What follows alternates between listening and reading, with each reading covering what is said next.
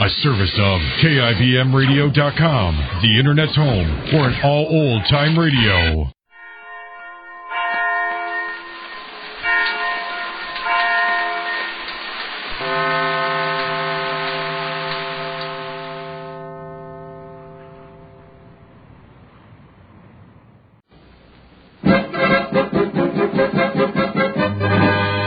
Jerry of the Circus.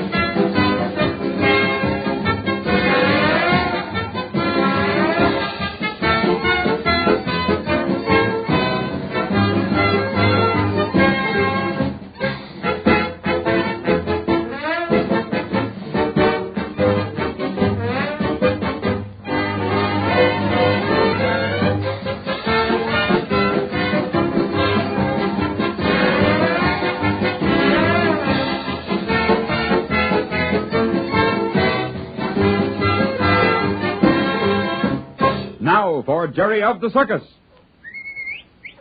Rags! Hey, Rags, where are you? Rags, come here, you. Rags!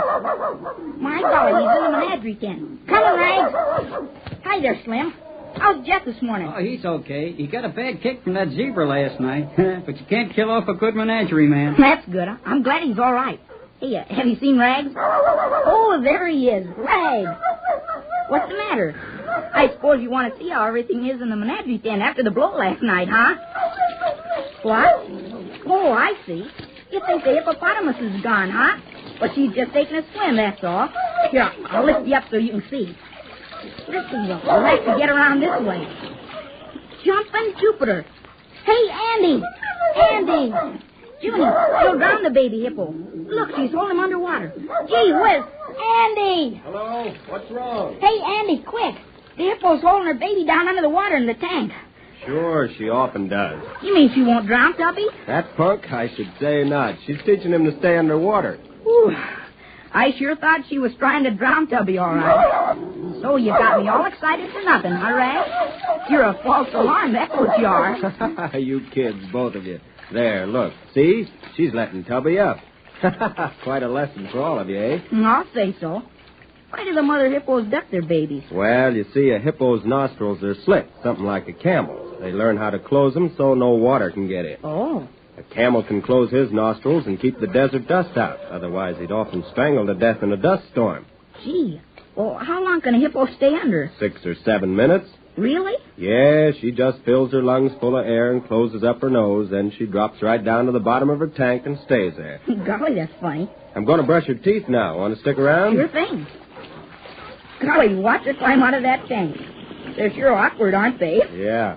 Slim, bring the brushes and a pail of water. We'll scrub her grinders. All right, be right with you. She didn't get excited last night during the windstorm, did she? This old lady? I should say not. Didn't even seem to know anything was going on. It was sure exciting. Your first big blow? Yep. Well, you sure hit a dandy. I'll say. But the way they got things all in order before the audience got out was marvelous. Yeah, I don't believe they even knew we had a bad wind. The show went on just as smooth as ever and everything all under control when they left. But the animals, golly, I never saw zebras in a panic before. Yeah, those convicts are pesky little animals. Convicts? Sure. Haven't you heard zebras called that before? Well, no, at least I didn't know they were referring to zebras. Sure, we often call them that around the circus. On account of their stripes, huh? You guessed it, Jerry. Gee, that's funny. Convicts. Here's your water and brush, boss. Thanks, Slim. Come on, Jerry. We'll do their grinders. See, this is fun. Well, don't they mind? No, I guess they kind of like it. Probably tickles them a little. Anyhow, I never have no trouble. Come on, we'll go right in. You stay outside, Rags. Don't you worry. Hippos are vegetarians. Yeah, but if she just rolled over by mistake, she'd hurt Rags. I guess you're right there, all right. Come on in. Close the door. Open up. Open up there, old lady. Golly, what a mouth. Like a big cave, isn't it? Yeah, and look at those grinders. See those 4 tusks in front? Yeah, almost like an elephant's. They got to be scraped every now and then, but it's the grinders that take the most care. Why? You see, bits of hay get around the gums and make them sore. Jiminy, got 6 of them on each side. Must be pretty awful to have a toothache and teeth that size. You bet. That's why we have to be so careful. Wonder how hippos get along when they haven't got a nurse to take care of them. Nurse to a hippo. That's something. Now we'll get this side and she'll be through. Say, Tubby's a lot darker than his mother. Is that just because he's a baby? No, the blondes are real scarce, and they don't necessarily have white babies neither. Well, you got all their teeth brushed. What you going to do next? Feed 'em. Got to pay 'em back for being so patient. What's that? Bran mash. They like it, but we don't give it to 'em every day. Gee, you rolled it into a ball, huh? Say, I'll let me throw 'em in their mouths. Sure. Hey, now, There you are. Where you going, buddy? Golly, they chew slowly. Going along here after the show starts. Who you looking for? Jerry. Jerry Dugan. Gee, someone for me. Hey, I'm here. Just a minute. Guess I'd better go. Thanks for letting me help, Andy. Okay, Jerry. Glad to have you anytime. Shut the door to the cage after you. Bye, Andy, and thanks. Come on, Ray. Guess we've got company. Hello, Jerry.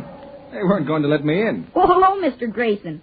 Gee whiz, but I'm glid to see you. You ought to be. I've got good news from your uncle. So soon? Gee. Shall we go out in the sunshine? Yeah, let's. Come on, Ray. Is this your dog? He sure is. Rags, meet Mr. Grayson, a friend of mine. Well, I'm glad to meet you, Rags. Shake. He's a polite little beggar. He'd better be. Didn't I see him in the ring yesterday? Sure, he does some turns with Bubs. I should say he does, and he's good, too. Well, what did Uncle Dan have to say? He sent back his notarized signature and told me to go ahead and find out about that box in the bank. He told me to tell you he'd stand good for the bill as soon as he begins making money again. Isn't he swell? Pretty nice, I think. He said he was getting along fine, and for you to be sure and right. Aw, gee, I'm awful. I want to write, but seems as if I'm always busy, and we keep moving almost every night. I know, it's hard for boys to write letters. But when you've got an uncle like that and he's sick, I think maybe you ought to make a special effort, don't you? I sure do. I'll write him this afternoon. That's fine. I thought you would. Now I've got to have your signature on this same paper with a witness, and then everything will be all fixed up. We might as well go to the wagon. Guess Bumps will be there. Oh, the clown? Yeah. I'd like to meet him. Oh, he's grand. Kind of fun being with a circus, isn't it? Well, I'll say so. Want to walk around? Sure, I'm not in a hurry. Say, it's pretty quiet in the morning here compared to the excitement during the show in the afternoon. Oh, sure. Folks write their letters and do their washing and mending and shopping mornings. Like a great big family, isn't it? Yep. Rags, where are you? Come here. What you doing on the other side of that fence? It looks like Rags, a hunting dog. He's a brat. Rags, come here and leave Lulu alone. You know, he chases that poor duck every chance he gets. You ought to be ashamed of yourself. Oh, you can't blame him for the instinct to chase animals. No, but I can scold him for getting into it and doing it. He's a circus dog, and circus dogs have got a mind. Hey, Mr. Bradley. Mr. Bradley. Yes. Who's calling? It's me, Jerry. Your duck's got away again. What? Where? Well, here, Lulu. Nice, Lulu. Here, Lulu. Look at that duck go. Yeah, she knows his voice all right. Here you are, Lulu. Now, how did you get loose this time? Thank you, Jerry. Why, you're welcome. Say, that's funny. What? That voice. It sounds familiar. Who was it? Well, that's the clown that does the duck trick. Oh, yes, I remember. I saw him yesterday. Funny, though. I just can't place the voice, though. We'd go around and meet him, but he usually rests mornings. He's kind of old and not too glad to meet people. Awful nice, though. Sure, I know. He likes to read a lot and just rest. Hey, this is luck. Here comes Mr. Randall. The owner of the show? Yeah. Mr. Randall. Oh, hello there, Jerry. Say, I'd like you to meet a friend of mine. Well, I'm glad to meet any friends of Jerry's. This is Mr. Grayson, Mr. Randall. He's a lawyer here in Jackson City. Grayson, did you say? A lawyer? Yes, at least I'm... Why, what's the matter? Nothing. Never mind, it's of no importance. Mr. Grayson is helping me. Helping you, Jerry? What on earth do you need a lawyer for? You see, we found out that one of the keys on Dad's key ring that I always carry is the key to a safety deposit box in a bank. Well, you don't say. What bank? Bank in this town. Patsy and I went downtown yesterday and checked. It's a long story how we found out about it, but... And a friend of mine in the bank suggested the boy consult me. But, why? It's all rather involved, but when a man dies in this state, the box is automatically turned over to the court. And seeing there isn't any will, and I'm underage... It's quite a bit of red tape, but I'm taking it to the Superior Court, and I think it can be arranged for the boy to get possession of the box. Well... So I was just showing Mr. Grayson around the lot. He's crazy about circuses. I certainly enjoyed your matinee yesterday, Mr. Randall. Miss Patsy was kind enough to give me a pass. Oh, so that's how you happen to... What? Oh, nothing. I'm just thinking out loud about something that happened yesterday. I'm sorry. See, Mr. Randall, Well, Jerry? Would it be possible for Mr. Grayson to stay and have lunch with us? Oh, I couldn't impose on Mr. Randall. You shouldn't have asked him, Jerry. Would you enjoy it, Mr. Grayson? Of course. But really, Mr. Randall, I had no intention. Well, then you stay. Glad to have you. Well, that's certainly very kind of you. Not at all. Glad to have you. Well, where are you heading for now? Well, we've just been kind of walking around and looking at things. But we've got to find bumps, and so... Yeah, well, you go right ahead. I'll see you at lunch. By the way, Jerry, you haven't seen Johnny Bradley, have you? No, but I just talked to him. Talked to him? Yeah, Rags chased Lulu, and I called him to tell him his duck was loose. Oh, good. He's in his wagon, then. I've got to see him. See you later, then, Mr. Randall. All right. Thank you, Mr. Randall. Yeah, I'll see you all at lunch. So long. Rags, come on, Rags. Come on, boy. Come on. Call that a narrow escape. Poor Bradley. Hey, good morning, Mr. Randall. Oh, hello, Slim. Is Johnny Bradley still in his wagon? Yep, looked like he was dozing on his steps there in the sun. Good, I've got to see him. Oh, good morning, Si. Hi, Mr. Randall. Nice day after last night's blow. I'll say so. Oh, hello there, Johnny. Johnny Bradley, wake up. What? Oh, hello. What's wrong? Sorry to wake you, Johnny, but I'm afraid I've got some important news for you. Oh, it's you, Mr. Randall. Yeah. Well, looks like I was having a morning cat nap. Johnny, I'm in a hurry, but I have to tell you something quickly. Now, take it easy and don't let it upset you. Something wrong? Well, what is it? I don't want you to go to the mess tent for lunch. You what? I'll have Shorty bring a tray to you in your wagon. I'm afraid I fail to understand, Mr. Randall. I've just met your son. What? Here on this lot. He's where? On this lot. I can't go into a long explanation now, but he's having lunch with Jerry Dugan. And knowing that you sit at the same table, I thought I'd better warn you. Oh, I can hardly believe it. My son, Mr. Randall, I'm afraid Easy, old man. But my son here, on the lot. Oh, he mustn't see me. He mustn't see me.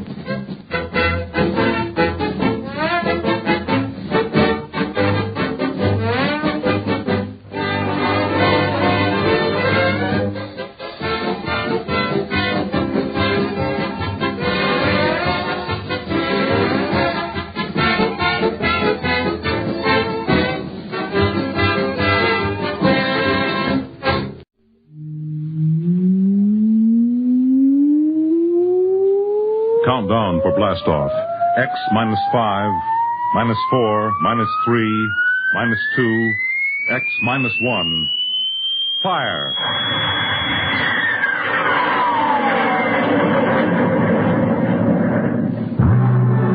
From From the far horizons of the unknown come transcribed tales of new dimensions in time and space.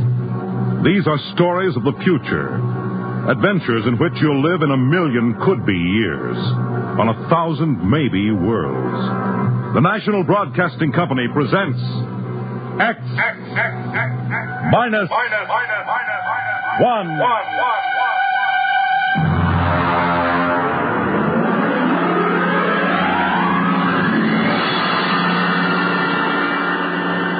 Tonight's story, Mars is Heaven.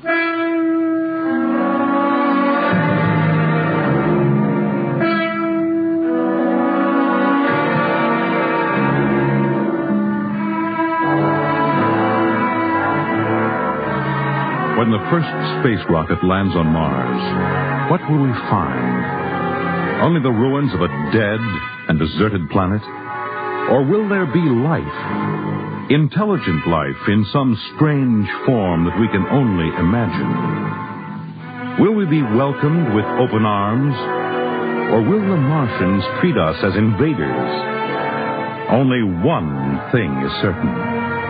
Someday, a giant metal ship will take off from Earth to travel through the black velocities, the silent gulfs of space, to descend at last into the darkness of the upper Martian atmospheres. And on that day, man will finally know the answers. The day we first land on Mars.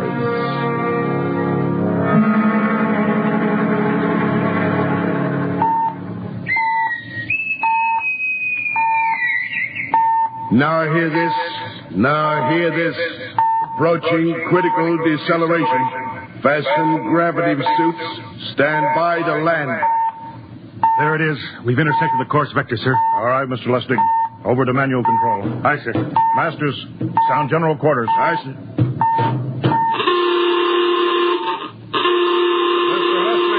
What do you make of the terrain? There seems to be a heavy ground, Miss Captain. We won't be able to use the infrared lights. And we'll have to come in on radar. Isn't that a little risky, sir? Landing in the dark? I'd rather run the danger of a blind landing, Lieutenant, than come in without the cover of darkness. Remember, we don't know what kind of reception is waiting for us down there. Airspeed 500. Altitude now 4,000. Bridge to engine room. Stand by for deceleration. Fire forward tubes 1 and 3.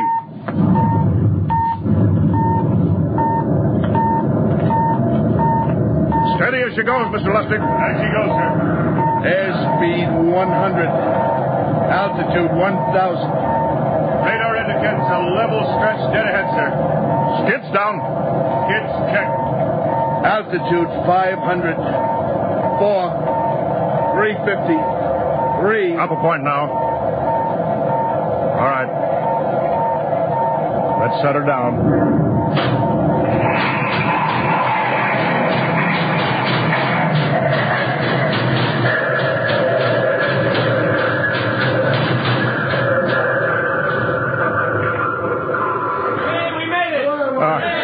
Cut the power. Masters, quiet battle stations. Aye, sir. All secured, sir. Well, gentlemen, we're now on Mars, April 20th, 1987, 4:33 Greenwich time. Enter that in the log, Masters. Aye, sir. Well, gentlemen, it's less than 2 hours till dawn. As soon as it's light, we'll send out a landing party. Masters, get me an all-over hookup. We're all set, Captain. Now hear this. All right, men. The smoking lamp is lit. Well, we're on Mars. The first man shipped from Earth to land here. We don't know what we're going to find or what dangers we may face. We're 17 men on an alien world. And it's up to us whether we ever get home again. The next few hours should tell the story. And I want instant obedience to all commands. I'll court-martial the first man who doesn't jump to when he's ordered. And one other thing. We may be on Mars, but this is still a United States naval vessel. Officers will conduct a personal and weapons inspection in 1 hour. That's all. Inspection, Captain? Now? Mr. Lustig, we've got an hour and a half to sweat out before we find out what's outside that airlock. I'd rather have a man worried about his stripes than about what's waiting outside on Mars.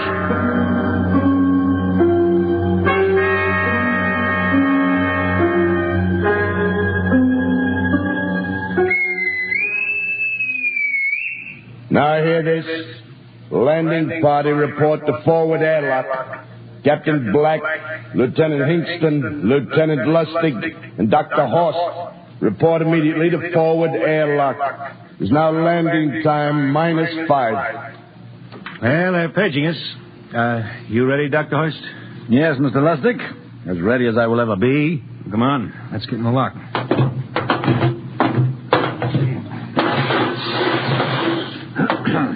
Hingston, Lustig, and Horst reporting in the airlock.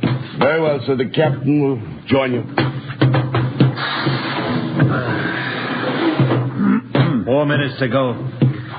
At least the captain would get here.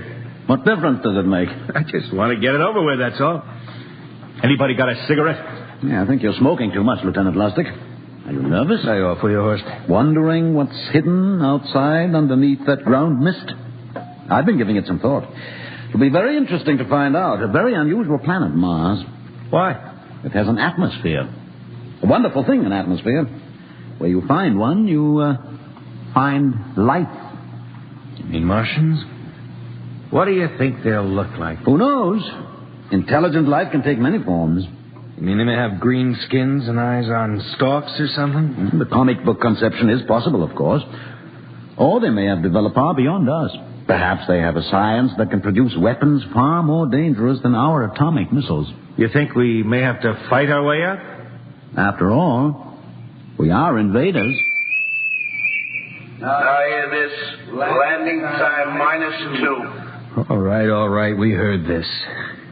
You know what I'd like to find outside that airlock? Good old Illinois. Ever been there, Lustig? Only Chicago. Well, you ought to see my hometown. Green lawns, big white houses. Sounds like my hometown. My grandmother used to have one of those iron deer on the lawn. Every Halloween, we painted another color. One time, we painted it black and white like a Holstein cow. Where does your family live, Dr. Horst? I have no family. When I was a child, they were gassed to death in the Dachau concentration camp. Tough. No, it has its advantages. I have no ties on Earth. Nothing to lose now. I imagine I'm the only one on board who is free to enjoy our present peculiar position. All right, Masters, you can button it up now. Aye, sir. Well, gentlemen, check your sidearms. In 1 minute, we'll be the first men to set foot on Mars.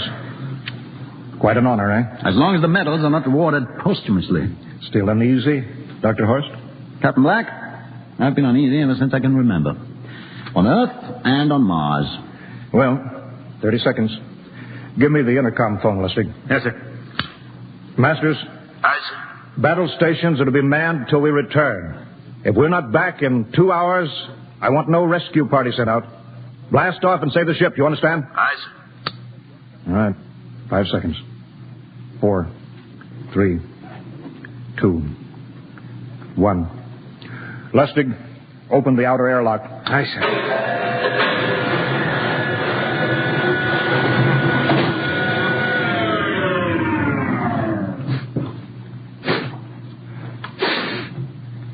Fresh air. Let's go. All right, now, take it easy. It's too dark to move fast. Quiet, isn't it? Not even a wind. Can't see anything from this ground this time. We don't know what's out here. All right, come on. What the Captain, I could swear that sounds like a rooster. I don't hear it anymore. Very homely but unlikely sound. A rooster crowing on Mars? Hingston? Aye, sir. Set that machine gun 25 yards to the flank. We'll stay here till the ground mist lifts. Aye, sir. What do you make of the ground, Horst? Grass. Plain grass. You can see some large foliage there where the mist's thinned out. What the? Hingston, hold your fire, you fool! I hit it, Captain. What? Some kind of wild animal. I hit it. I could see the tracers, but it's still standing. Come on, Horst. Doctor, where are you? Up ahead, admiring the wild animal. Careful, Horst. Wait for us. Don't worry, Captain. It's an iron deer. A lawn ornament. Well, that's impossible. It's hollow. Interesting, isn't it? A whitewashed Victorian iron deer sitting on a lawn in the middle of Mars. I don't understand. Look around. The mist's lifting. Hey, Captain, look there. It's a house, a regular old-fashioned house. But, sir, on Mars. Good Lord. I haven't seen carved scrolls and gingerbread like that in years. Look at that porch swing. The geraniums. There. I told you it was a rooster, Captain. Give me the glasses, Lustig. I want to take a look through that front window. Well, there's an upright piano. Some sheet music on it. Lustig, it's beautiful Ohio. Yeah. Oh, it can't be, sir.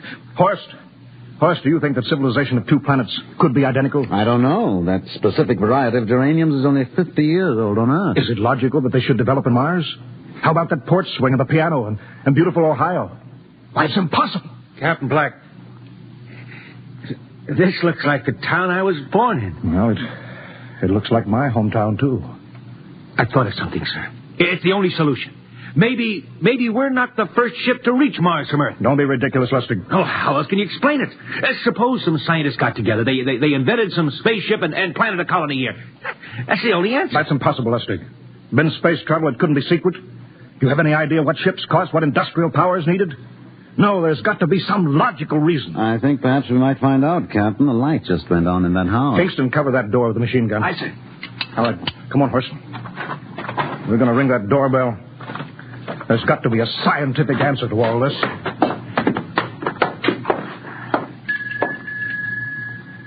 And there's something moving in there. Stand back, Horst. Give me a clear shot. Are you sure a bullet can stop a Martian? Steady now. Can I help you? Will we... If you're selling anything, it's much too early. No, wait just a minute. What town is this? What do you mean? Are you census takers? No. We're strangers here. We want to know how this town got here. Is this a game? No, it's not a game. We're from Earth. From where? From Earth. Do you mean out of the ground? Are you sure you're feeling well? Madam, we came in a flying ship across space. We're from the third planet, Earth. This is Mars. Now do you understand? Mars. You go away now, you hear? I'll call my husband from upstairs and he'll chase you. Go on. But this is Mars, isn't it? This is Green Lake, Wisconsin, in the United States of America. Bounded on the east by the Atlantic and on the west by the Pacific. Now go away. Goodbye.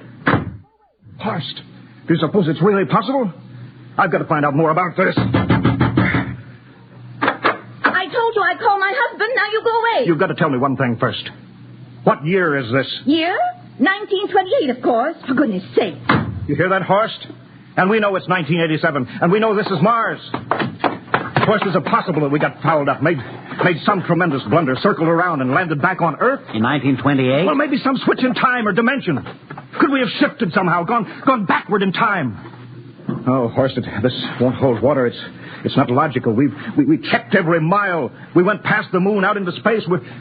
We're on Mars. Lustig out at point. Kingston in the rear. Keep that gun at half load. Aye, sir.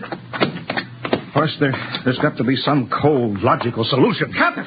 What? That house down the street, the white one with the green shutters. Lustig, what's the matter? I never thought of... Thank God!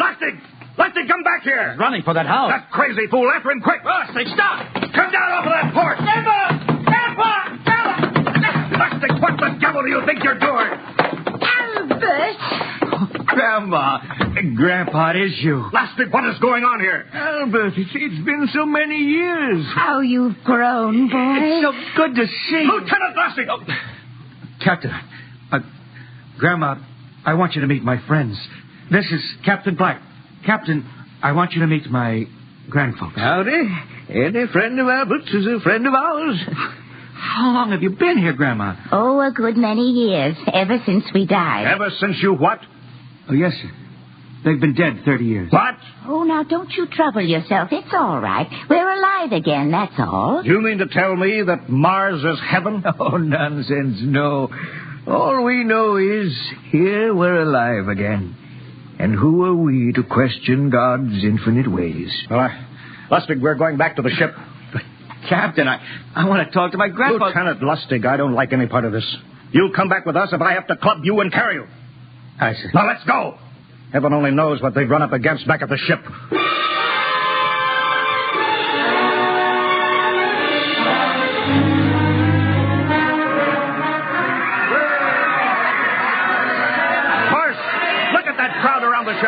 thought we were being welcomed with a celebration, Captain. Celebration? They've abandoned ship. Every port is open. No guard set. You masters! Hiya, Captain.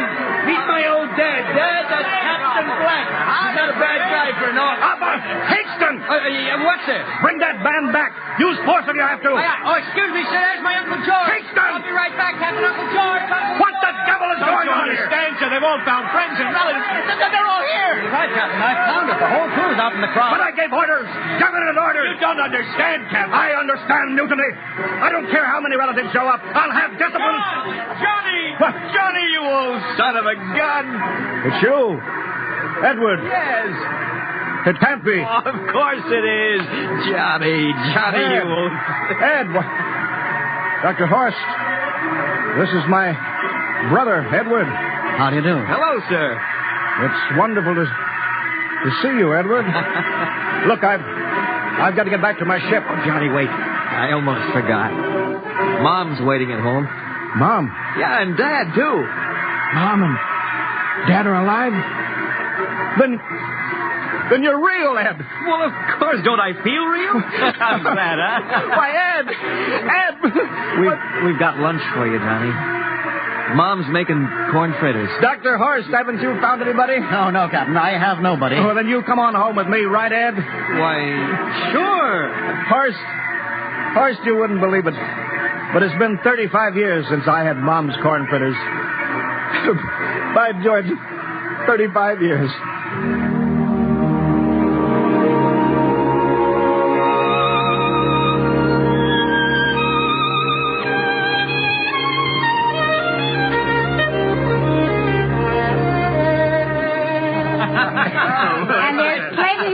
Kitchen, so don't hold back, Johnny. You too, Dr. Horst. Well, Johnny, you're still in the Navy, eh? That's right, Dad. I'm in command of the ship. We're an old Navy family, Dr. Horst. All three of our boys in the service. Yeah, Ed was the best pilot in the Pacific, too. What did happen, Ed? What's the difference? I'm here now. Yeah, but... You know, it's almost perfect. All we're missing is your brother Will. Then the whole family could be together. Well, it won't be long, Mom. Will's in charge of the XR-54. Next rocket coming out to Mars. Oh. Well, little Will. When does he leave, Johnny? Well, the takeoff's scheduled for September, but it depends on what we report. Oh, yeah. There's no question about that now, huh? No. Christmas together again. That'll be something. Sure will, yes, sirree. Well, this calls for a celebration. How about a little of the old dandelion wine, eh, Johnny? Now, Father, don't you go giving Johnny too much wine. He's a big boy now, Mother. Well, sir, isn't everything just fine? Just fine.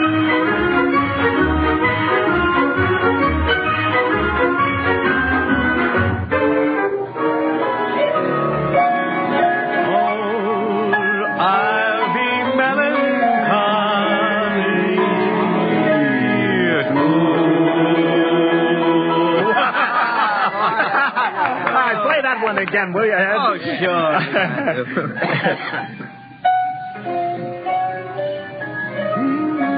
Well, Dr. Horst, what are you doing sitting over here alone? What do you think of my little family? Very nice. You know, I can't understand why you didn't find any folks here, Dr. Horst. It's just a shame everybody else is so happy. Well, I never remembered my family, Mrs. Black. All I know is they were gassed at Dachau during the Second World War. When I was liberated, I was in delirium 3 months. I cannot remember anything before then. A psychiatric phenomena. That's terrible. Isn't there anything anybody can do? I don't want to remember. I have not had a pleasant life. I prefer to be free of emotional entanglements. They interfere with a scientific approach. Oh, I'm sorry, Dr. Horst.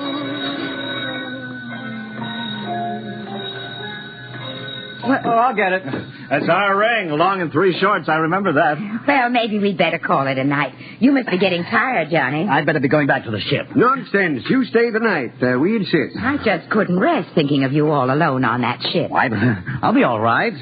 Well, good night. Oh, wait a minute, Dr. Horst. That phone message was for you. Me? Yes, that's right. A message from Anna. Anna? I don't... Well, there, she must be an old friend. Isn't that nice? I don't... You sure it was for me? I don't remember any Anna. Well, she asked if you were better. Perhaps she's someone who knew you at Dachau. Anna? She said she's coming over here first thing in the morning. So you'll have to stay over. Yes, well, but... that settles it, then. You stay here, Horst. You can bunk with me in my old room. Yeah, but Johnny, we thought you'd like to be with Edward. So you could talk the way you used to. Well, we can't put Dr. Horse on the daybed. I think we'd better share the room tonight. Be plenty of time for talking, Ed. Yes, I guess so. I suppose I better drop back to the ship. You know, Ed, security check. But why do you have to do that here? I don't know, Mom. There's no good reason, I guess. Well, suppose we skip it tonight, eh? Well, good night, everybody. Oh, it's good to have you home, Johnny. It's good to be home, Mom.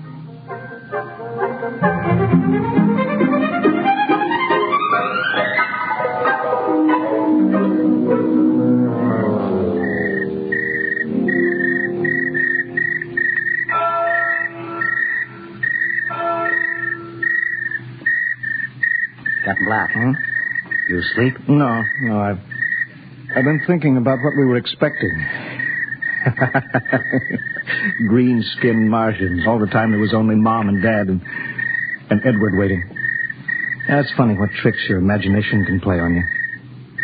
Well, I guess Mars is heaven, Horst. You know, I've been thinking about Martians, too. Captain, just suppose there were Martians, and they saw us land, and suppose they thought of us as invaders.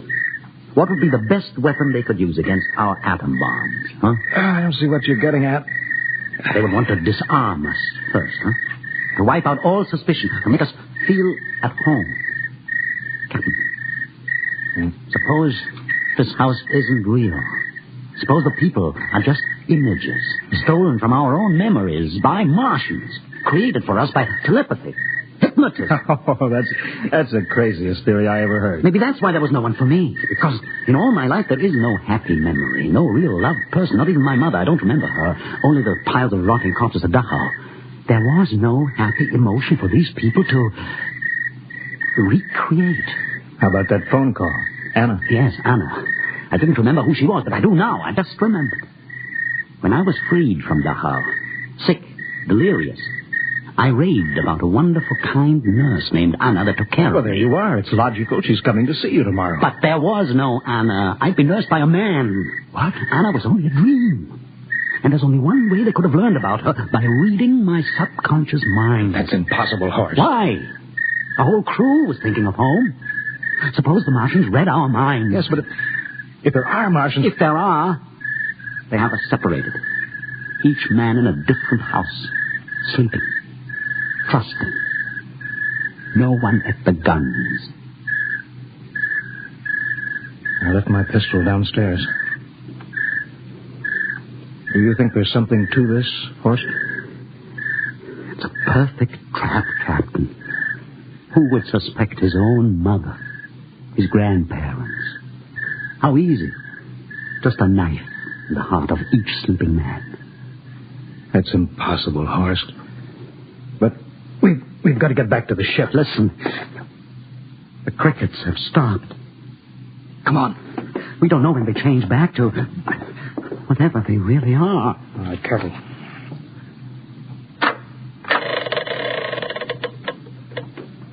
Where are you going, John? Ed, we wanted to drink of water. That's all, Ed. You're not thirsty, John. You don't want a drink. Look out! You don't want a His drink. face! It's changing! He's a Martian! Run, horse! Run! You can't get away, John. This way, horse! Horse, where are you?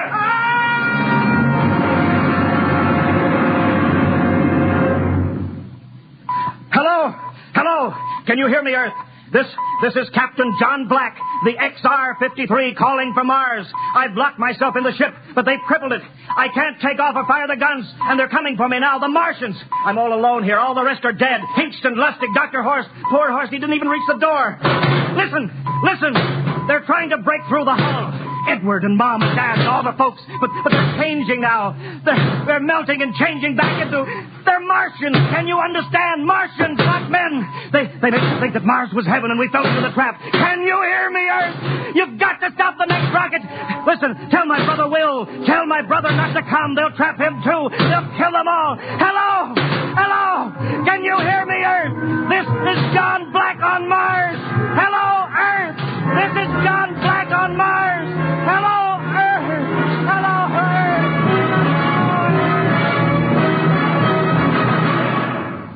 Tonight, X-1 has brought you the science fiction classic, Mars is Heaven, written by Ray Bradbury and adapted for radio by Ernest Kenoy.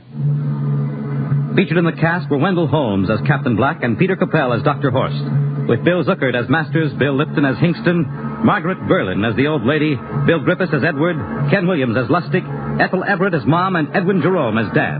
Your announcer, Fred Collins. X-1 was directed by Fred Wayne as a transcribed NBC Radio Network production.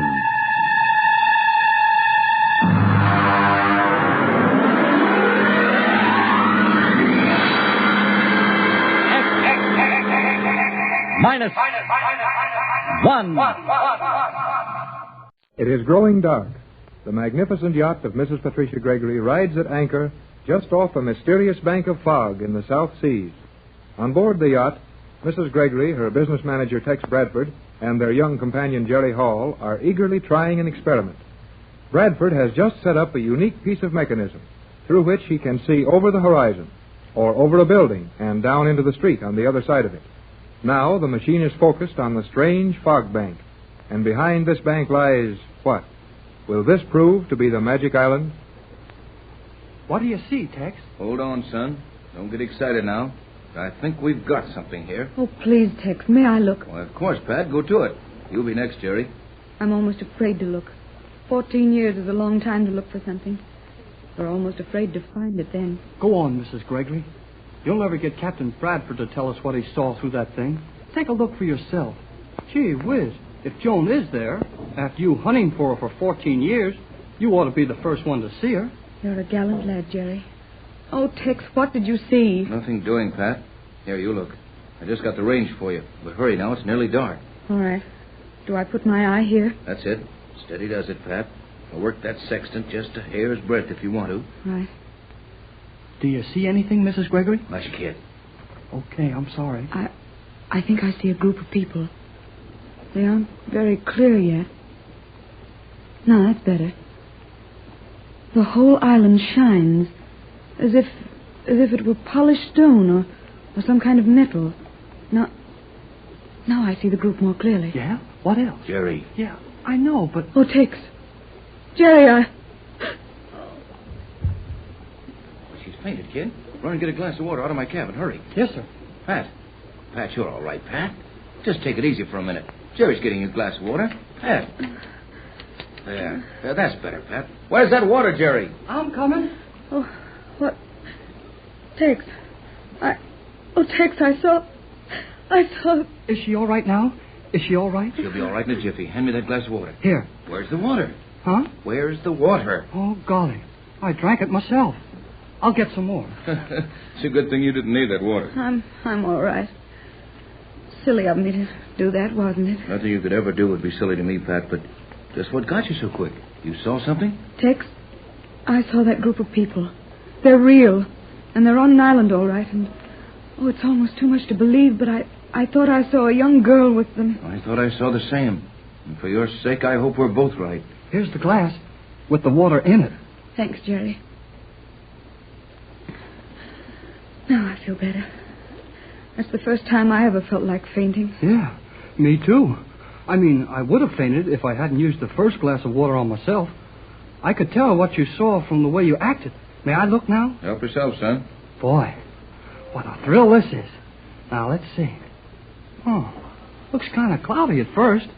There now. I can see better. This focus is easy enough. I got it.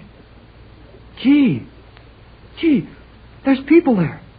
People on the island right inside the fog. Whole bunches of them. But they're all men. No, they ain't. Hey, there's a girl with them. A girl, Mrs. Gregory. Yes, Jerry, I saw that too, but don't hope too much. Oh, nothing. That's your little girl. I know it is. That's Joan. She looks just like you do. Now, Jerry, I made that machine, and I happen to know you can't distinguish features at that distance. I don't care about her features. I'm talking about what she looks like. You better let me take another look, Jerry. It's getting dark. It's pitch black in 15 minutes. We won't get any twilight. Better learn what I can about our situation before we hole up for the night. All right now, Pat? Quite all right. I'll steady you up, Mrs. Gregory. You just hang on to my hand. I'm not nervous anymore. Thank you, Jerry. What do you see, Captain? There's a group of people on the island, all right, and Well, now, there's a funny one. They seem to be pointing something at us. Bet they're going to shoot. Let's stop. No. No, it looks more like a telescope. But it's something like that, and they know how to look through that fog. They see us all right. Some of them are waving their arms and pointing at us. Well, we sure couldn't see anything through the fog. Good thing you had this machine for reflecting your rays against the air over the island and looking down on it. From the way they're acting, it's obvious they see us and see us plainly. Is there any danger, Tex? I think not. At least not so long as we just ride at anchor. Here, say something's happening. What are they doing now? They are not doing anything. At least not anything I can see, but the fog is. I've got it. They figured out that I'm watching them by means of rays refracted over the top of that fog. So they're closing it over the top. Closing what over? The island. All of it. You were right, Jerry. That fog is artificially made and perfectly controlled. Now they're covering up overhead with it. I can hardly see. That's all for now. They put a perfect roof of fog over that whole island, and it didn't take them more than 30 seconds to do it.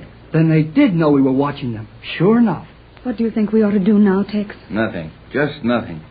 It's nearly dark. There's no reason to fear anything, and they can't watch us any longer. I'm getting a little chilly. Probably just nerves. It's anything but cold this evening. Yeah, we'll go in the radio room and sit down and talk this thing over quietly. Oh, you're doing splendidly, Pat. I know what a strain you must be under. This would be a strain for anybody. I'll go ahead and open the door.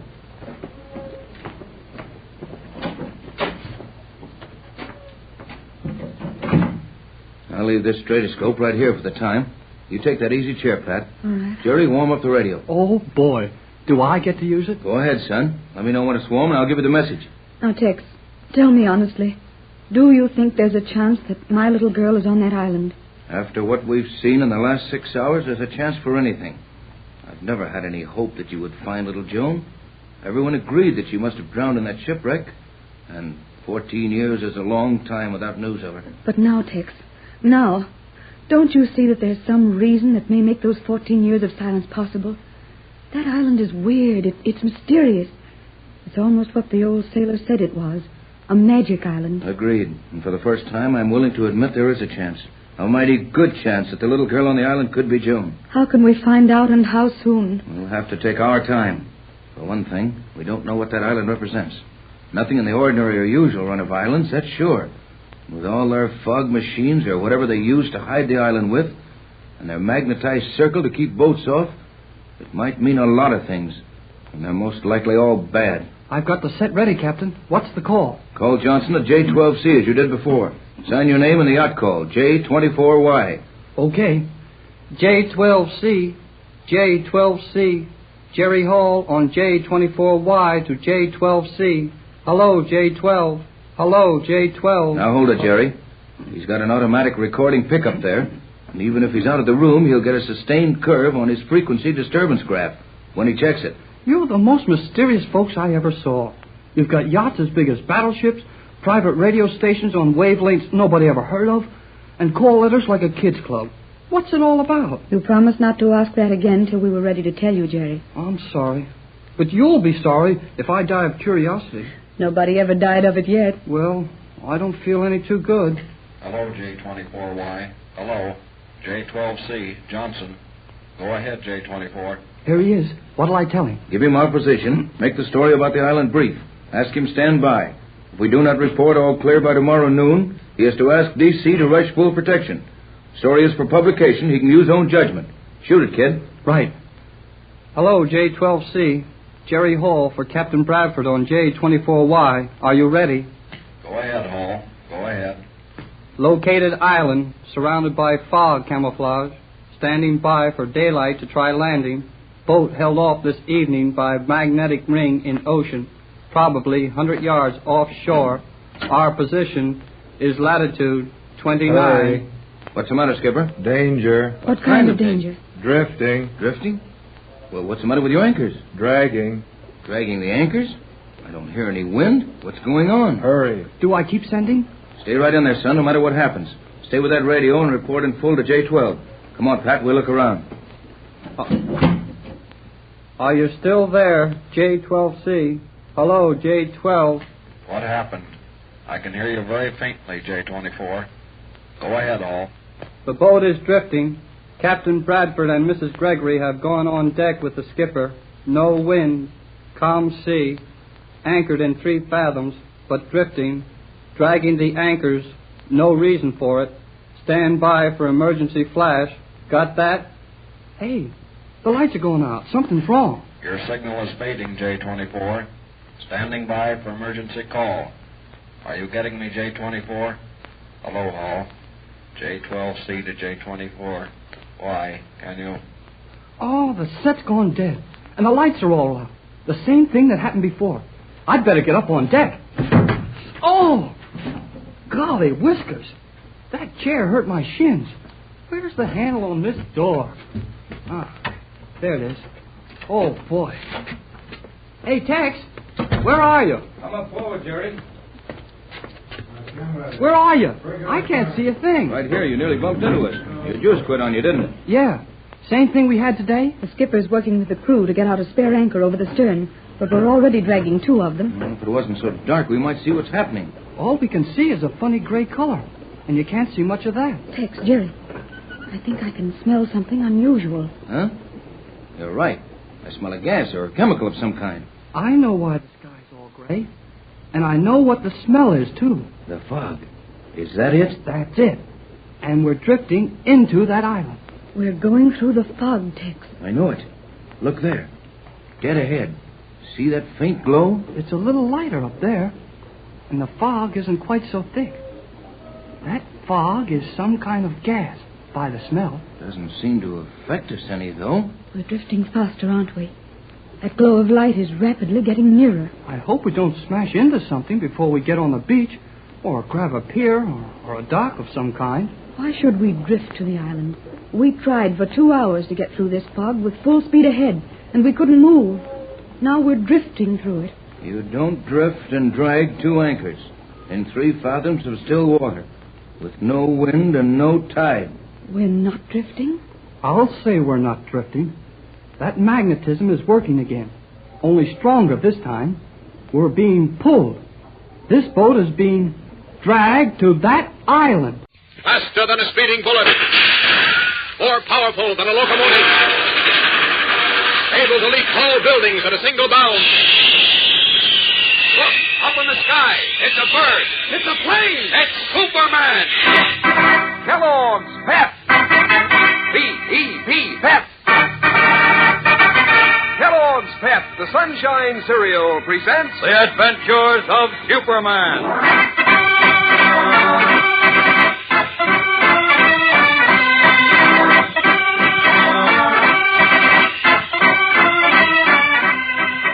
Today, a difficult task faces Clark Kent. For though Chuck Riggs is found, fear of his uncle and the dread clan of the Fiery Cross may once more keep him silent.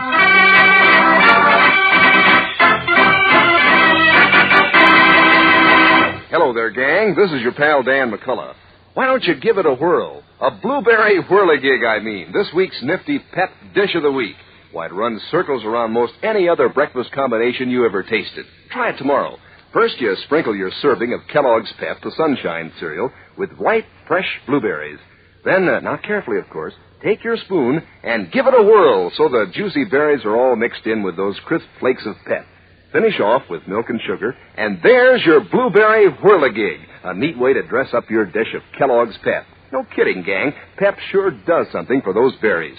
It's tender and toasted, for one thing, and Pep is loaded with its own sparkling sunshine flavor. A comeback for more flavor that keeps your spoon coming right back until you've finished off every golden flake in your bowl. Which is certainly the right idea. You see, the cereal grains, like the whole wheat and Kellogg's Pep, are being sent to fellows and girls abroad. So you wouldn't want to waste cereal. Think of that when Mom brings Kellogg's Pep home from the grocer's. If you pour your own Pep, pour it carefully and eat up every bit you pour out. Pass the word along to the rest of your family, too. Always eat all your Pep. Don't waste it. Now, the Adventures of Superman. When editor Perry White launched a vigorous newspaper campaign against the clan of the Fiery Cross, a group of hate-mongers and terrorists whose credo is one religion, one color, the clan abducted White and Jimmy Olsen and prepared to tar and feather them. But when White tore the hood from the leader's face, revealing him as a man named Matt Riggs, the editor and Jimmy were condemned to death. Meanwhile, Clark Kent was searching for an unknown boy who had phoned him one night with information about the Klan. Kent finally traced the boy to the Unity House baseball team. And as we continue now, Kent is alone with the frightened boy, Chuck Riggs, nephew of the Grand Scorpion of the Clan of the Fiery Cross. Listen. You are the boy who phoned me the night Tommy Lee was hurt, aren't you, Chuck? Who, me? What makes you think... Don't lie now. You phoned me the night the Clan of the Fiery Cross was going to tar and feather Tommy Lee, didn't you? I don't know what you mean. Oh, yes, you do. You know the Clan of the Fiery Cross has got Jim and Mr. White. Now, all I want you to tell me is who some of the Klansmen are. Well, how would I know? You knew a lot about them the night you phoned me. You knew where they were taking Tommy, what they were going to do to him. Oh, look, why don't you let me alone? Because a boy's life is in danger and the life of a fine man. And not only they, but every boy and man and woman and girl in the United States is in danger until that Klan is stamped out. Look, son, you know what the Clan of the Fiery Cross stands for, don't you? No, I don't know anything about them. No, you don't. Well, they're cowardly gangsters who operate at night, hidden behind sheets and hoods. Their minds are diseased with hate. They hate the people who go to one church or those whose skin happens to be a different color. No one is safe from them. Do you want to protect people like that, Chuck? Me? No, All right, but... then tell me who they are. Tell me the name of even one of them. I'll guarantee to round up the rest. But I... jeepers. You're afraid to tell me, aren't you? Afraid? Yes. No. Why should I be afraid? You're afraid the Klan will tar and feather you if they find out you told me. Gosh, don't say that. Look, Chuck. Suppose I could show you that you'd be safe, that the Klan couldn't get you. Would you tell me what I want to know then? You can't show me. They're watching me. Maybe right this minute they... I didn't mean to say that. It's all right, son. It's all right. I understand. Look, do you think Superman could protect you from the Clan of the Fiery Cross? Superman? Yes. If Superman promised to protect you, you wouldn't be afraid then, would you? Well, no, I guess not, but... you're just trying to fool me, Mr. Kent. You can't get Superman. Think not? Get ready for a surprise, Chuck. Where are you going? To get Superman. You stay right where you are. Walking behind the locker room, Kent swiftly strips off his business suit and stands revealed in the blue costume and red cape of Superman. Up, up, and away!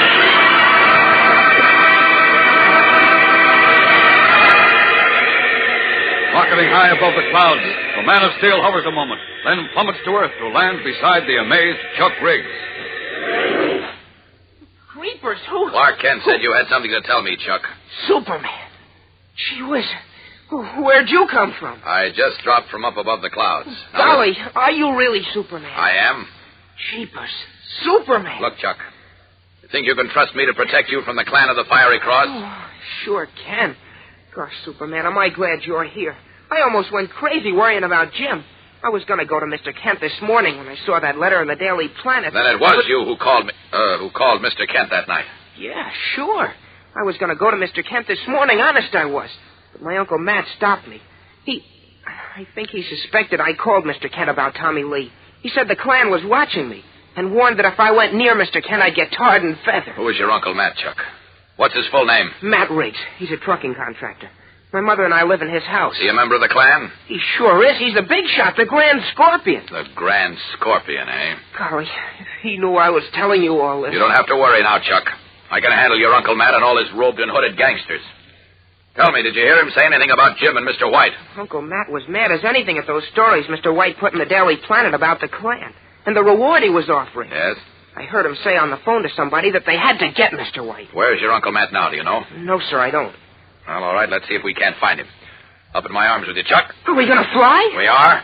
Hang on now. Oh, boy, flying with Superman. I must be dreaming. Here we go. Up, up, and away!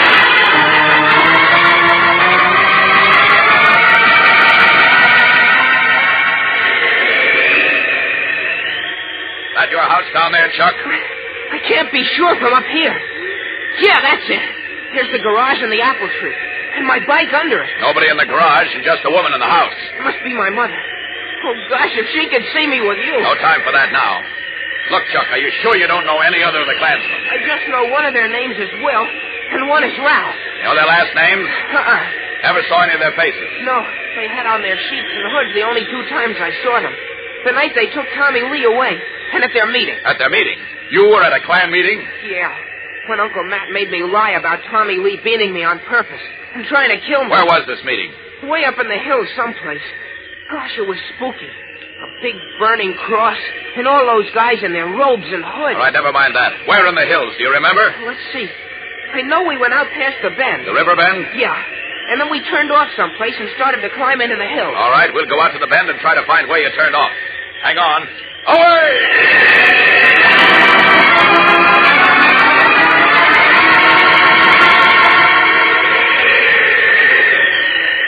There's the bend down there, Chuck. There's a fort just above it. Is that where you turned off? Wait. Yeah, Superman, that's the place. I remember that broken-down old mill. We climbed way up into the hills. Must have been a couple hours we climbed. And then we went off the road and went through the woods to a clearing. All right. We'll follow the road and look for a clearing. Away!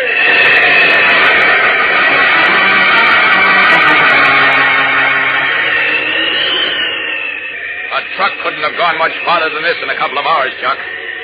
I don't see any other road turning off to a clearing, though. It wasn't exactly a real road, Superman. Oh? Just some ruts going through the woods. Oh, well, let's go down lower and look. You find the ruts, Superman? No, not yet. Are you sure? Wait a minute, I see them. You do? Yes, we'll follow them. Let's hope they're the right one. Away! There's a clearing. Yes, it's the one we want, too. Are Jim and Mr. White down? Uh-oh. What's the matter? Down to that clearing. Down! This the place, Chuck? Yeah, this is the place, all right. Look, there's a half-burned wooden cross. But where are Jim and Mr. White? And the Klansmen? They're gone, Chuck.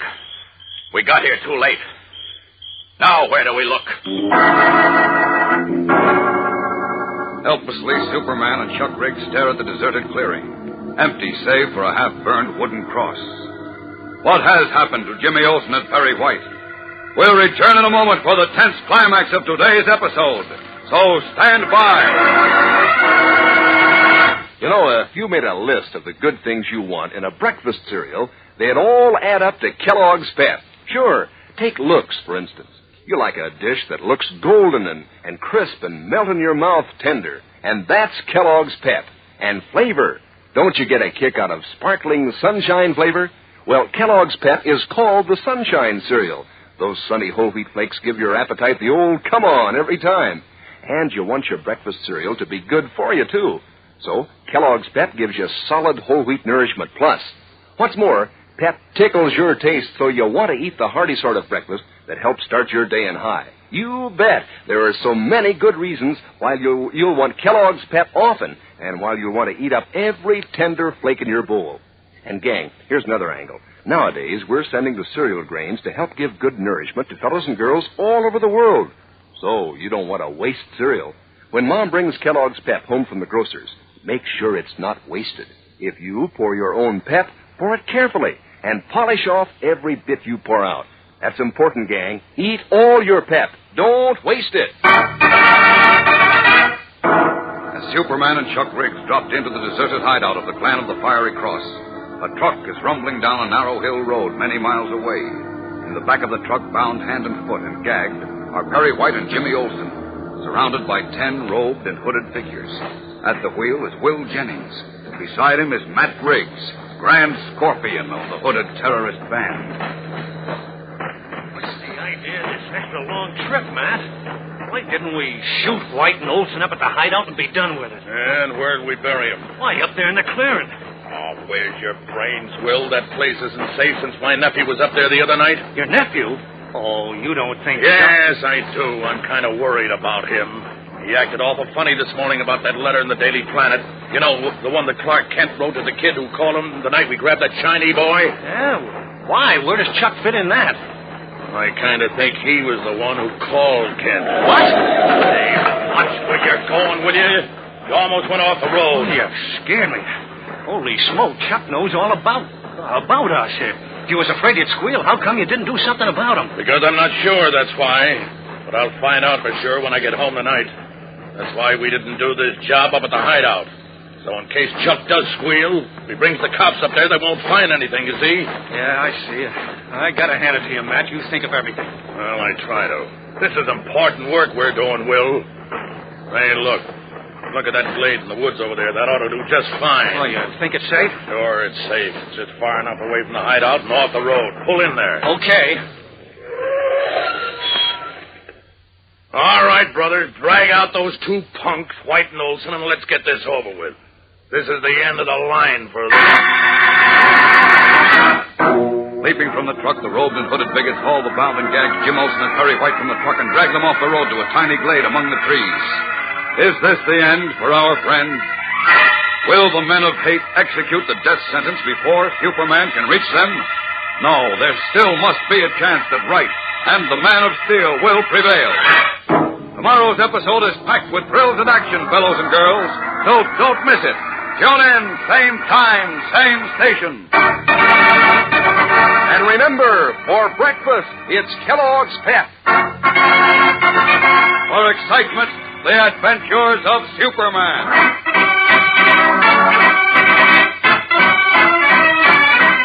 Superman is a copyrighted feature appearing in Superman DC comic magazines and is brought to you Monday through Friday at this same time by Kellogg's Pep, the Sunshine Cereal.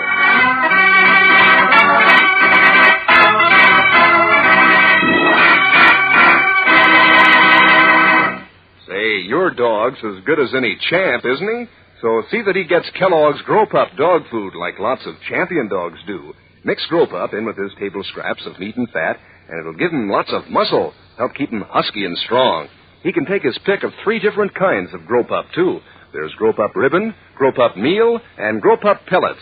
They're all just full of wonderful meaty flavor. Ask your mother to get Grow Pup today. It's good for champs, good for your dog, too. Remember, that's Kellogg's Grow Pup.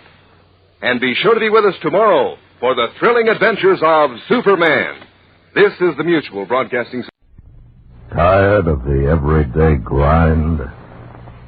Ever dream of a life of romantic adventure? Want to get away from it all? We offer you Escape.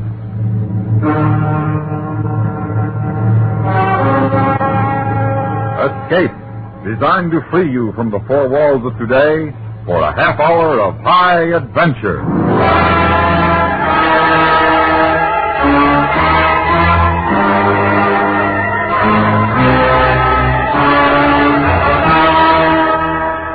You are alone in a world of decay and desolation, looking down on what was once a great city, while coming slowly to meet you, her hand stretched out in greeting to you, is a beautiful girl whose very existence may be the cause of your death.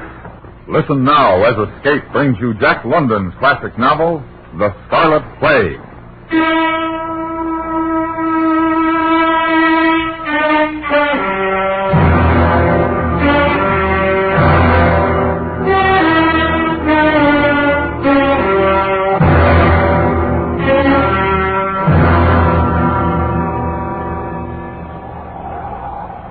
I am recording this only for myself, for my own sanity, perhaps even from some age-old sense of duty, for I have not the slightest hope that it will ever be heard by any living human being. I was at one time a professor of English literature in the great university at San Francisco. Professor James Smith, a man who believed in reason and intellect, and who abhorred the instincts of animal nature. But that was before the terror and the madness of the Scarlet Plague. This morning I killed a sheep with my bare hands, then squatting on the ground, I tore a haunch from my prey and ate it raw.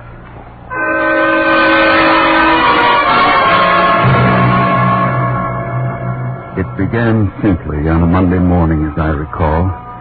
I was having breakfast at the counter in the campus cafeteria with Bill Dombey of the physiology department.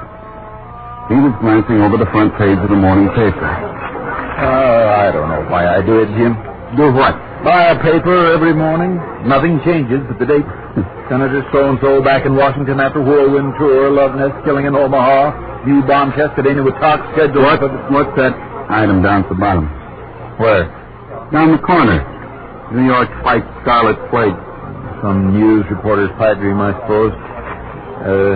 9 persons have died since last evening of a strange malady which has left doctors at Manhattan hospitals admittedly baffled.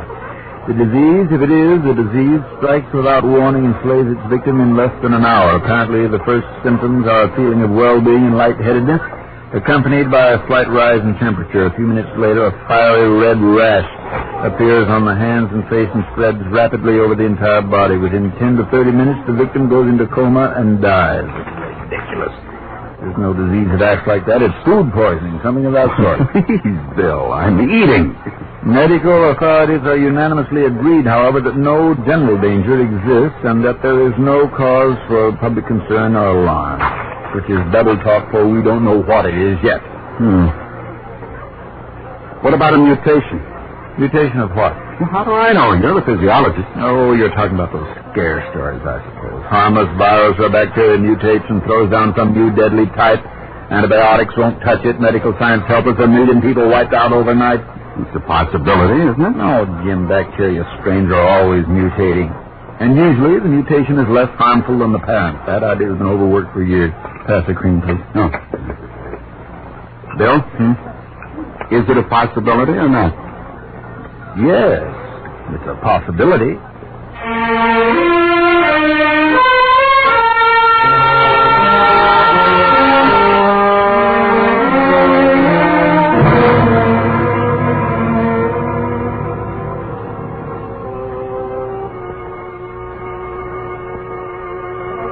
Hey, you're stalling, Jim. That rook's the only piece you can move and you know it. Don't rush me now. We still got the queen back here. Let's see. And here is the latest development on the Scarlet Plague. No, the following statement was released a few minutes ago I would move if I were you. Bureau of Public Health. Up to this hour, the official death toll in Greater New York is 321 persons. In Boston, 94. Washington, D.C., 111. Chicago, 181. Medical spreading like wildfire. Working around the clock. It is expected momentarily that the causative agent of the disease will be isolated and an effective treatment prescribed. Meanwhile, stay out of crowds, stay home, and stay calm. We return you now to Dance Time. Turn it off, Jim.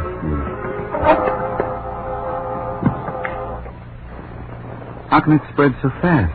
It's hard to tell, not knowing the period of incubation, whether it's airborne, contagious by contact, how long it's contagious before the symptoms show up, not even knowing what it is, in fact. One thing sure, though, something's got to be done fast. I guess we can call ourselves lucky out here. There hasn't been a case reported in San Francisco. No, not yet.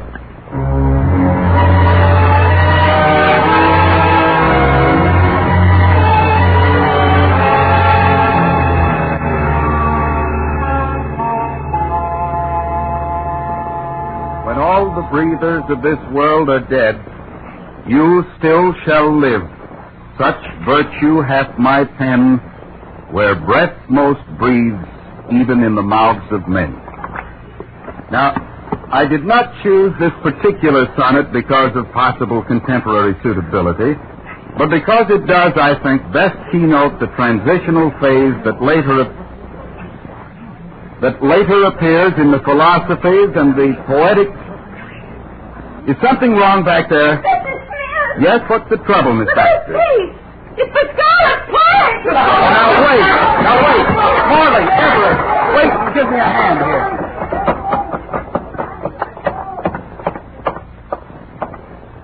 Miss Wilson. Professor Smith, look at my hands. My arm's all red. Now, Miss I Wilson. feel so strange. Cold and numb. I'm dying. Everyone who gets it dies.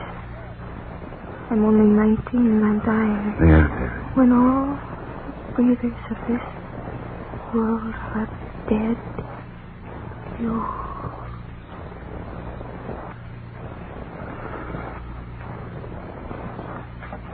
Now it's in San Francisco.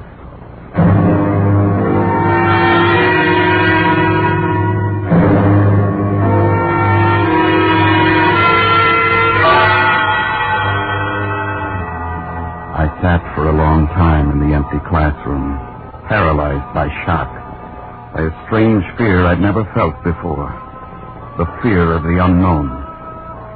The girl had walked into my class smiling and talking, and now she lay dead at the back of the room. Why?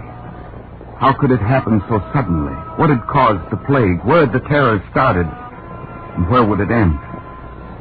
I went to the faculty club. Bill Dombey was listening to the latest report. Reports from around the nation include the following figures. Greater New York estimated 184,000 deaths. Philadelphia estimated 150,000 deaths. St. Louis estimated 83,000 deaths. Chicago, one moment please. A bulletin has just been handed to me from London. The Scarlet Plague is raging in Europe. Unofficial reports from Russia estimate the death toll in Moscow at 180,000, with additional millions dead and dying throughout the Soviet Union and China. New bulletins will be broadcast whenever they are received for as long as our facilities last. And we... No word of any cure yet? Jim, I didn't hear you come in. I just walked across the campus. It's completely deserted. Yes. Guess the faculty club here is the only holdout.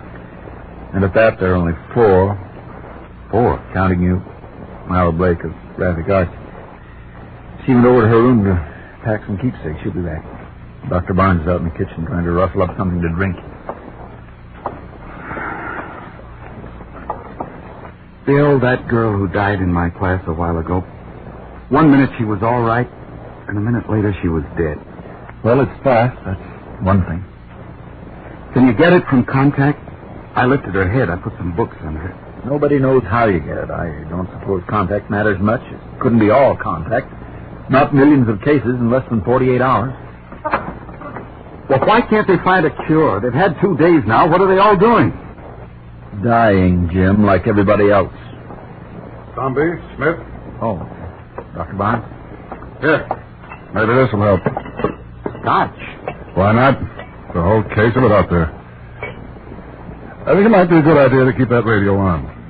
Yes, you're probably right, Dr. Barnes. Technicians, engineers, they've died by thousands all over the country. How much longer can services like radio, telephone, transportation... ago. All conveyances, regardless of ownership or occupancy, are being stopped and turned back at Army control points. Stay where you are. Do not attempt to travel. You are no safer in one place than in another. The plague is everywhere. Repeat, the plague it won't is stop, everywhere. They'll still try to run. Yes. Anywhere, just as long as it's somewhere else. Has not mutinied. Repeat, the Army has not mutinied. It must be getting rough out Signed by there. Edmund C. Dover, Senate member and acting President of the United States, and by the Joint Chiefs of Staff. In a bulletin just handed to me, Johns Hopkins regretfully states that Dr. Theodore von Zwickler, who had earlier announced partial success in identifying the causative agent of the plague, has just died. So Dr. Zwickler left no notes on his work. Hospital personnel continue to... What happened to the lights? Power failure, I guess. It was bound to happen sooner or later. There's a flashlight in that desk drawer. I got it. There is a portable radio with batteries in the game room. Oh, let's leave it for the moment, Dr. Barnes. Yes, the liquor sounds better than the news. Well, in that case, I wonder what's keeping Miss Blake. She was coming right back. Hey, wait a minute. Where's that light coming from? It's like a fire. Maybe we can see from the window. Not one fire, 1,000 fires. Down there, toward the bay. Berkeley, Oakland, and over in the city. Why? What started them? Can't you hear why, Jim? Gunfire. Yes. They're not waiting for the plague to do the job. No. They're already out in force. The looters, the maimers, the robbers, people with a hate and a grievance. If it started already, it'll get a lot worse. Oh, yes. It'll get worse.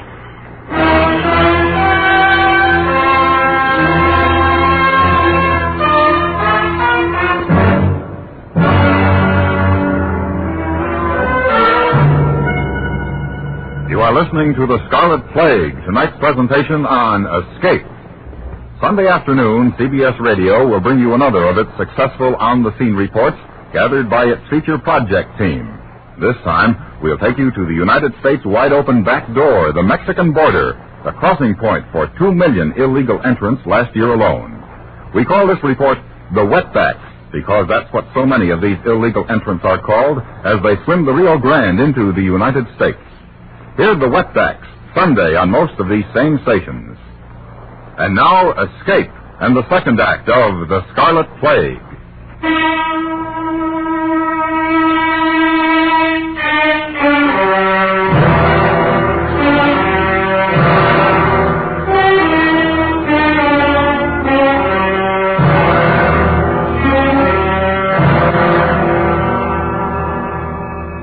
We stood at the window of the faculty club, looking out across the campus, down over the hills toward the bay, where fires lit up the growing night, and where even fiercer fires of greed and lust and hate burned in hearts that were beating their last hours or even seconds of life in this world. For a world was dying at our feet, and though we had so far been spared, we knew we too were dying with it. Contact is still being maintained with Buenos Aires, and since London Overseas went silent a few minutes ago, this is now our only contact outside continental North America. Makes you know you're We are alone. at present able Really to alone. maintain contact with only 2 stations in this country, Washington and Chicago. The West Coast has been silent for some 30 minutes, and we do not know whether we are being heard there at this time. Oh, this is unbelievable. At the A moment, we crazy are waiting dream. for word It from can't be Washington naming happening. the new president of the United States to replace Edmund C. Dover, who died on the Senate platform while attempting to conduct... What's the use? Well, are we still agreed on leaving? We must. If by some miracle we do survive, we'll be out of food here in 3 days. And tonight may be the last chance to find any. Probably looting every store in the Bay Area. Grocery stores, liquor stores, jewelers, toy shops. More the reason to get started now, then. Right. If we can make 3 or 4 trips with the station wagon tonight, we ought to be set here for quite a while. What about those pistols, Dr. Barnes? You said there were a couple in the safe. Yes, I'll get them. Funny how things are changing. He was chancellor of this university. Now he's foraging for food. Yes, well, I'll gas up the station wagon and get it over here so we can... Is anybody here? Well, Jim, turn that flashlight on the door. Myra. Jim, thank heaven you're still here. Oh, Dr. Barnes was worried about you, Myra. He just went into the other room. I'll tell him you're here. All right, Jim. I was afraid there might not be anybody here. I was hurrying to get back, and I caught my heel on the edge of the walk and fell. I think I hit my head. Tripped and fell, the whole world dying, and you trip and fall. I guess it is funny. Myra? Bill. What is it? What's wrong? Dr. Barnes is lying just outside. Dead. Plague? Yes. But he got the pistols. Yeah, thanks. Do you know how to use one of these, Jim? In a general way. Well, we'd better get started, Bill. We shouldn't be too long, Myra. You're not going to leave me here alone. Oh, she's right, Jim. I wouldn't want to be left alone either. All right. Let's go.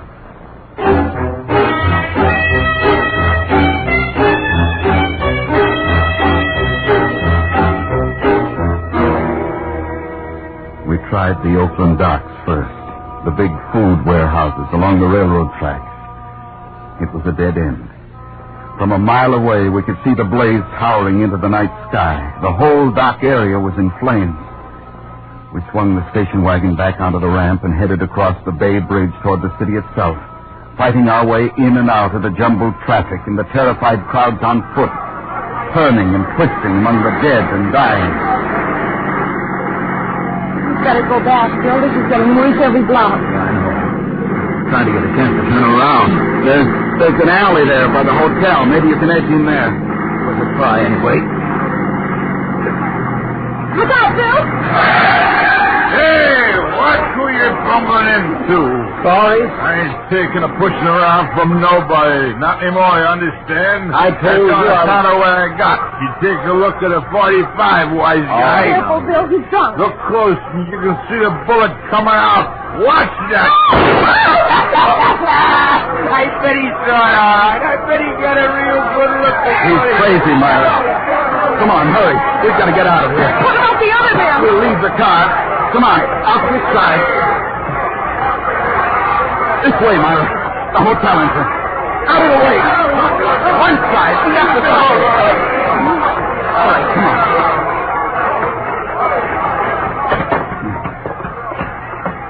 What can we do, Jim? They saw us come in. They'll be after us any second. The stairway there, next to the elevators. Hurry, Myra.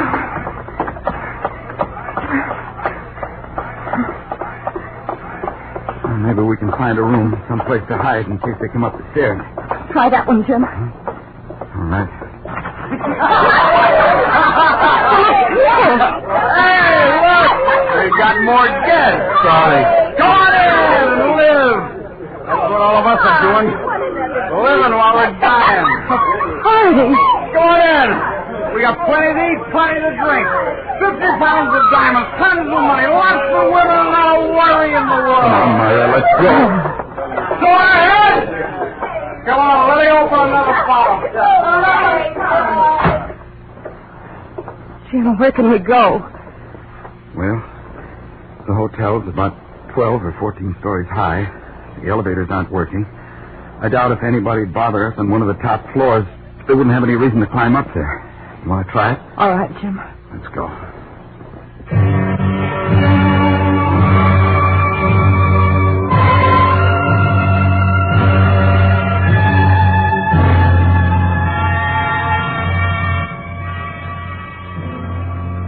For 5 days, we stayed on the top floor of the hotel, and no one came up to bother us. Twice, with pistol in hand, I left Myra in the room and slipped down into the streets to forage for food and supplies. Gradually, over the 3 days, I saw the mobs diminish, thin out, as the Scarlet Plague continued to rage unchecked. And finally, on the morning of the 6th day, I brought Myra down from the room to see what had happened to the city.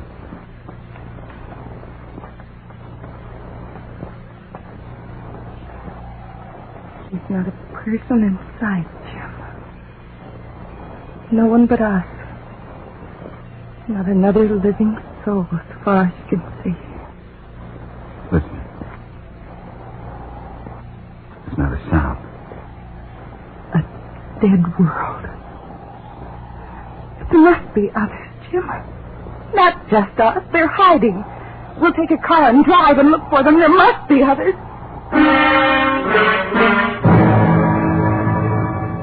But she was wrong. We drove for 100 miles, all over the city and the countryside around it. And when we finally stopped on a hill above the bay, we knew that there was not another living soul in the whole city. We were the only human beings left alive in San Francisco, and most likely the only ones in the entire world. But why, Jim? Why us and no one else? I don't know why. I don't know why any of this. It's just too vast to begin to comprehend. But we're alive. That's the only thing that's certain. We're both alive. To be alone, to be the only living human in the world, would mean terror. Absolute terror and insanity. I feel guilty somehow. Being alive when everyone else is dead. There can't be any guilt when you don't have a choice. It was nothing we did. And besides, Myra, don't you see what it means? Since we've been spared, mankind itself has been spared, and civilization. We'll have children. We'll teach them.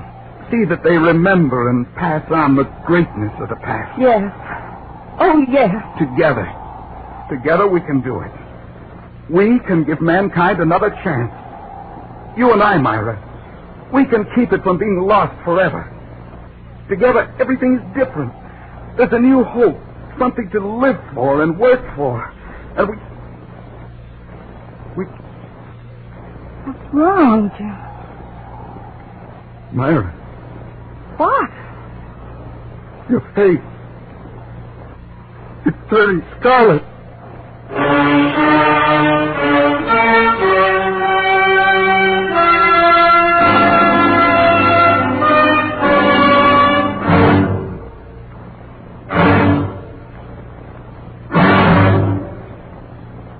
Under the direction of Norman MacDonald, Escape has brought you The Scarlet Plague by Jack London, specially adapted for radio by Les Crutchfield, starring Vic Perrin. Featured in the cast were Polly Bear, Virginia Gregg, and John Daner, with Eleanor Tannen, John Larch, Barney Phillips, and Sam Edwards. Your announcer, George Walsh. The special music for Escape is composed and conducted by Leith Stevens. Next week.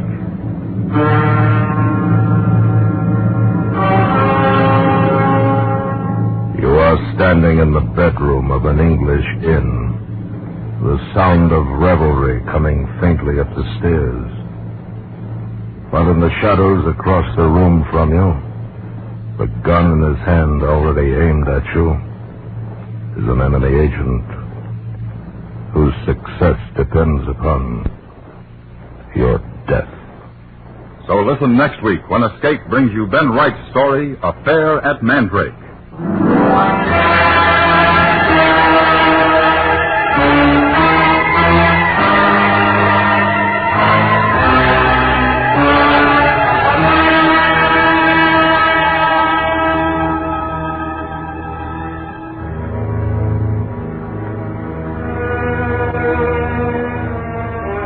Every Saturday evening at the Star's Address, enjoy William Conrad as Marshal Matt Dillon in Gunsmoke. It's a drama of the frontier of America in the 1870s. Authentic, dramatic, and full of the lore that made the American cowboy a part of our national heritage. Remember, Gunsmoke, Saturday night. Mr. Keene, Tracer of Lost Persons, is heard Friday nights on the CBS Radio Network.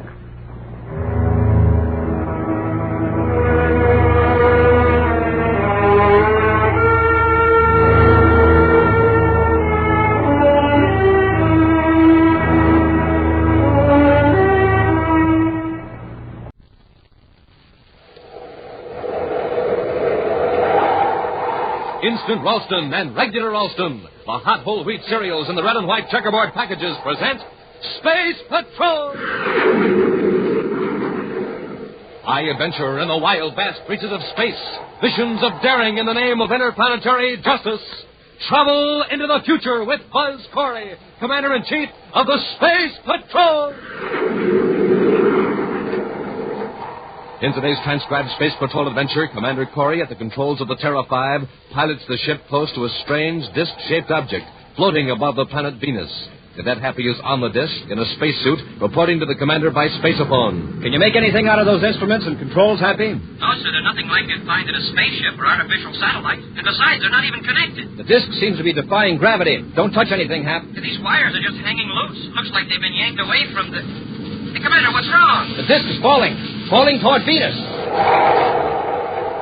We'll return in just a moment with today's exciting Space Patrol adventure in the Claw of Venus. Hi, Space Patrollers. Captain Dick Tufeld here. Got a riddle for you this morning. You ready? Here goes. What can you see out of, but nobody can see in?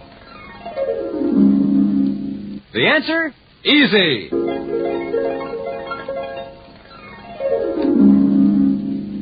The new sensational Monoview Outer Space Helmet. It's a whole foot high, slips on right over your head, and rests on your shoulders. Yes, sir, it's a neat, complete disguise. And wait till you get your first look through that special one-way eye plate. It's like magic.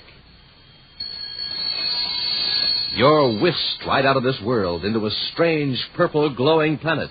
You see everything clear as day, but tinted with a weird purple glow. And what's more, the Monoview Outer Space Helmet has a gleaming red and jet black lightning flash hood. and swell, real-looking oxygen tanks and breathing tubes printed right on. But best of all, this helmet is yours for only 25 cents and a box top. Now, gang, here's how you get it. Just buy a box of good hot Ralston. Then, with your name and address, send 25 cents in coin and an instant or regular Ralston box top to Space Patrol, Box 686, St. Louis, Missouri. That's Space Patrol, Box 686, St. Louis, Missouri. This offer is good only in the USA and may be withdrawn at any time. And now, here's a special Space Patrol flash. Immediately following today's adventure, Commander Corey will announce the name of the grand prize winner in the Name the Planet contest.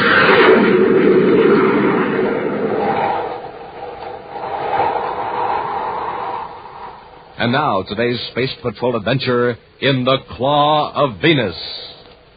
Commander Corey's space battlecruiser, the Terra 5, skims low over the mountains of the planet Venus. Controlled by Cadet Happy, sensitive infrared beams reach through the heavy, dark mist to feel the shapes of the craggy peaks below. Toward the east, eerie blue flashes of lightning signal the approach of a storm. With his eyes on the viewscope screens and a bank of instruments, Buzz Corey threads the needle-nosed ship through its hazardous course. We're nearly there, Happy. The probe beam should be picking out Sharn's tower any minute now. We sure got a break from that storm, sir. We'll be right on top of him before he knows we're coming. Unless one of his men tipped him off. But even if they did, he wouldn't have time to dispose of the stolen zolanite. I hope not. But to prove our case, we've got to find more than 5 pounds of zolanite on Sharn's premises. 5 pounds? Well, 100 pounds were stolen from Saturn. I know, but zolanite is so rare that the government knows the location of every bit of it. Not counting the stolen supply, of course. Well, then Sharn has 5 pounds of it legitimately. That's right. Well, Commander, isn't that a tower up there ahead on the side of the mountain? That's it, Hap. As we land, we'll not lose any time getting out of the ship. If Sharn does have the zolanite, we're in for trouble. Near the summit of a mountain, Sharn's tower rises into the mist, dwarfing 2 squat stone buildings huddled at the base. In the top chamber of the tower, Gaston Sharn barks instructions to his assistant, Richard Durant. Durant, did you hear what I said? What was that, Sharn? I said 10,000 volts. What's the matter with you today? Oh, it's that storm. I don't like working here in this kind of weather. It makes me nervous. Afraid of thunder. I thought you were supposed to be a scientist. It's not the thunder, it's the lightning. And here we are in this tower with all this apparatus. 10,000 volts, Mr. Durant, if you please. All right. 9250, 9500... 9,800. Look out! It's too much. I warned you. The circuit's overloaded. Well, put in a heavier coil. What's that? It's a spaceship. It's landing. I told you we'd get into trouble. How do you know we're in trouble? Look, it's a space patrol ship. The zolanite. We'll have to hide it. How can we hide it? It's already inside an Endurium shield welded to an Endurium platform. But, Sean, what'll we do? Go down and meet them. Keep them out of the tower if possible, and try to keep that guilty look off your face. They probably aren't looking for zolanite anyway. But what if they are? I know my rights, Durant. You just keep your mouth shut and let me do the talking. Hurrying down to the living quarters in one of the low buildings adjoining the tower, Gaston Sharn hastily spreads several technical books on a table and then settles himself in a chair in an attitude of leisurely concentration. A moment later, Durant greets Buzz and Happy and leads them into the study. Well, gentlemen, this is a welcome break in a monotonous day. Yes, sit down, won't you? No, thanks.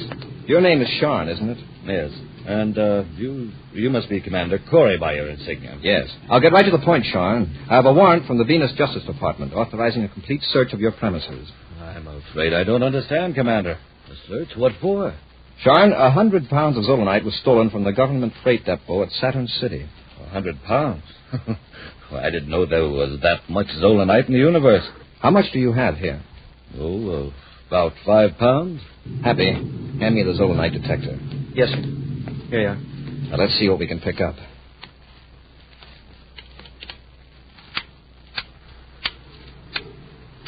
It's working all right, Commander. Of course it is. 5 pounds of zolanite is enough to set up quite a reaction. It's true. It could be 5 pounds 20 feet away or 100 pounds 400 feet away. How about it, Sharn? Can you move 20 feet and produce your zolanite? Perhaps the storm has some confusing effect on your detector. Very unlikely. Judging by the indicator, we'll find some zolanite up in your tower. Let's have a look. Cut the detector, Hap. Come on, Sean. Very well, if you insist. You and Durant lead the way. Very well. Through this door, gentlemen.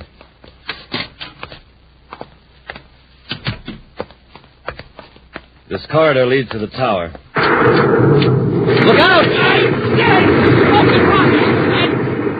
I've been struck by lightning. I told you, John. Get a grip on yourself, Durant. You're not hurt. Yeah, if you'd been hit by lightning, you wouldn't be able to brag about it. A bolt hit the tower, just like I said it would. Well, we're not hurt. We'll go up and investigate. No. The tower is damaged. What if the lightning strikes again? Commander. Yes, Hap. That flash must have put the zolanite detector out of commission. See, it isn't picking up a thing. That's strange. You didn't get a shock or a burn, did you? No, sir. You better not risk the elevator after that bolt. We'll use the stairs. I'll go first. Hap, you watch Durant and Sean.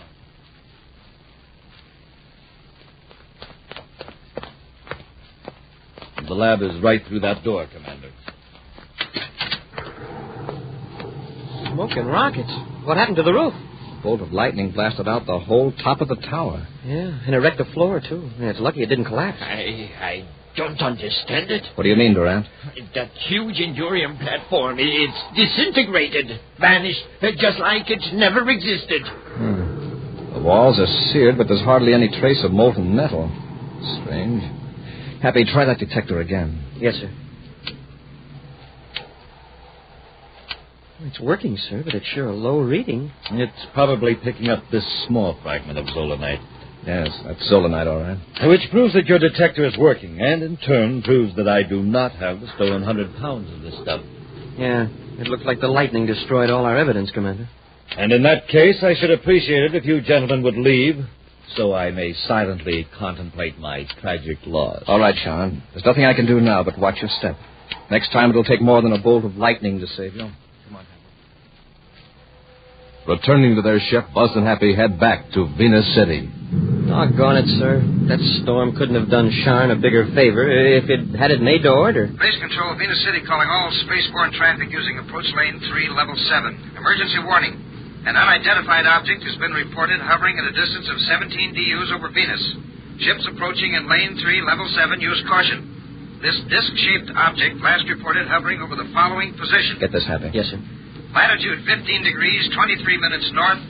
Longitude 97 degrees, 2 minutes, 15 seconds east.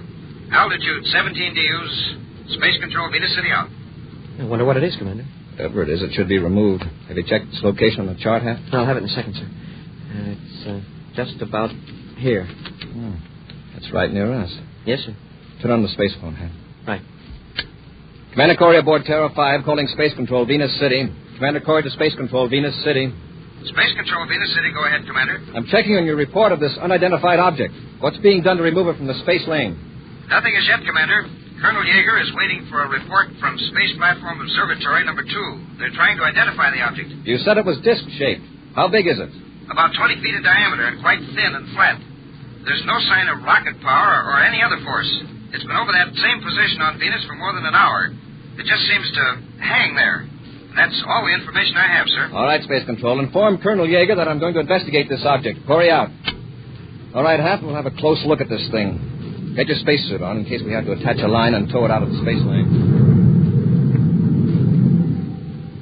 Moments later, Buzz and Happy bring their spaceship close to a gleaming metal disc. They circle it at a velocity just high enough to counteract the gravity pull of the planet Venus, 17 DUs below them. I wouldn't have believed it if I hadn't seen it. It's not underpowered. There's no sign of any rocket burst. It's certainly unmanned. Yeah, the disk is too thin for anything larger than a dog to be inside it. I wonder what that stuff is on top. Some sort of electrical equipment, maybe? What's it connected to?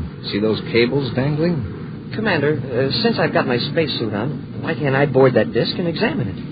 Well, all right, Hap, but watch your step. Skillfully, Buzz matches the velocity of his ship to that of the strange disc as Happy stands in the airlock with the outer hatch open. Carefully, Buzz maneuvers the Terra 5 closer to the disc, and Happy crosses over. I made it, sir. I'm on the disc. Remember, Hap, this isn't outer space. If you slip here, you go down, and 17 DUs is a long way to fall. I'll be careful, sir. I'll drop back so I can see you better through the nose port.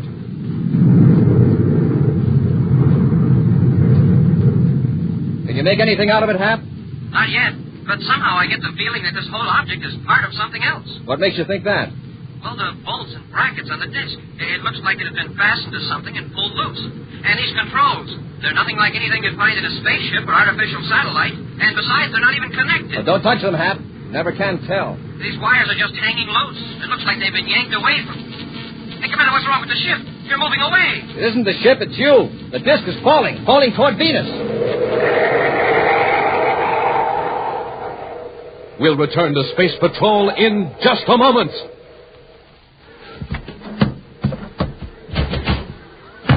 Hi, Space Patrollers. Captain Twofold again. Right now I'm in the mail room at Space Patrol headquarters. You hear that?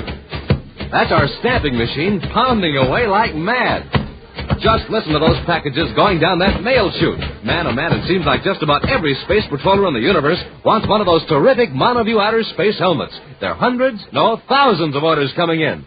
Say, how about you? Have you sent for your helmet yet? The one and only outer space helmet you can see out of, but nobody can see in. The wonderful helmet with honest-to-goodness looking oxygen tanks and breathing tubes printed right on it. The sensational helmet with the gleaming lightning flash hood and specially constructed outer space ear plates. The helmet that's just like the one Commander Corey wears. Now, to get one, just buy a box of good hot Ralston. Then, with your name and address, send 25 cents and an instant or regular Ralston box top to Space Patrol, Box 686, St. Louis, Missouri. That's Space Patrol, Box 686, St. Louis, Missouri.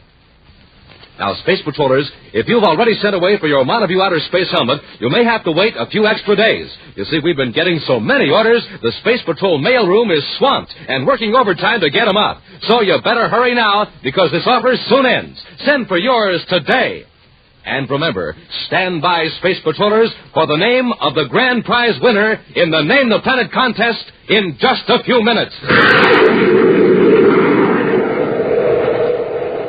And now, back to our Space Patrol adventure in the Claw of Venus. Returning from the remote mountain laboratory of Gaston Chain, who's suspected of stealing a supply of rare, valuable minerals, zolanite, Buzz and Happy rose high above the surface of Venus to investigate a strange disc-shaped object that unaccountably remains suspended over one position on Venus. Donning his spacesuit, Happy stepped from the airlock of the Terra 5 onto the disc to examine it.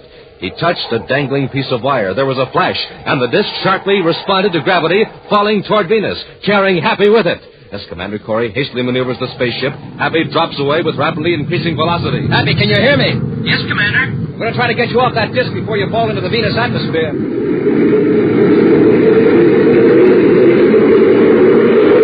Hap, how much space between you and the airlock? About 50 feet. Have we matched velocity? Yes, sir. The ship and this disc are falling at the same rate. I'm going to pull over closer. Guide me. That's it, Commander. A little more. More. Hold it. I can reach the airlock now. Okay, climb aboard.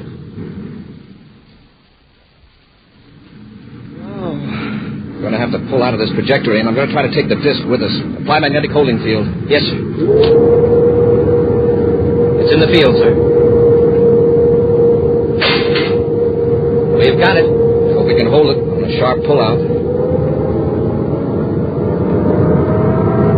an awful strain on the hull of the ship. I'm afraid it's too late. Seems a shame to cut it loose.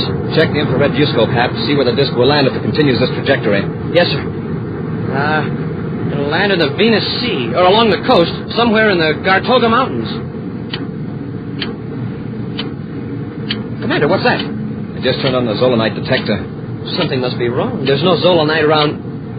Hey, on the disc. Right. We'll try to make the disc land where we can recover it again. Cut magnetic holding field. We'll track it in the viewscope and see where it falls. Keep it centered, Hap, while I level off. Yes, sir. I don't get it, Commander.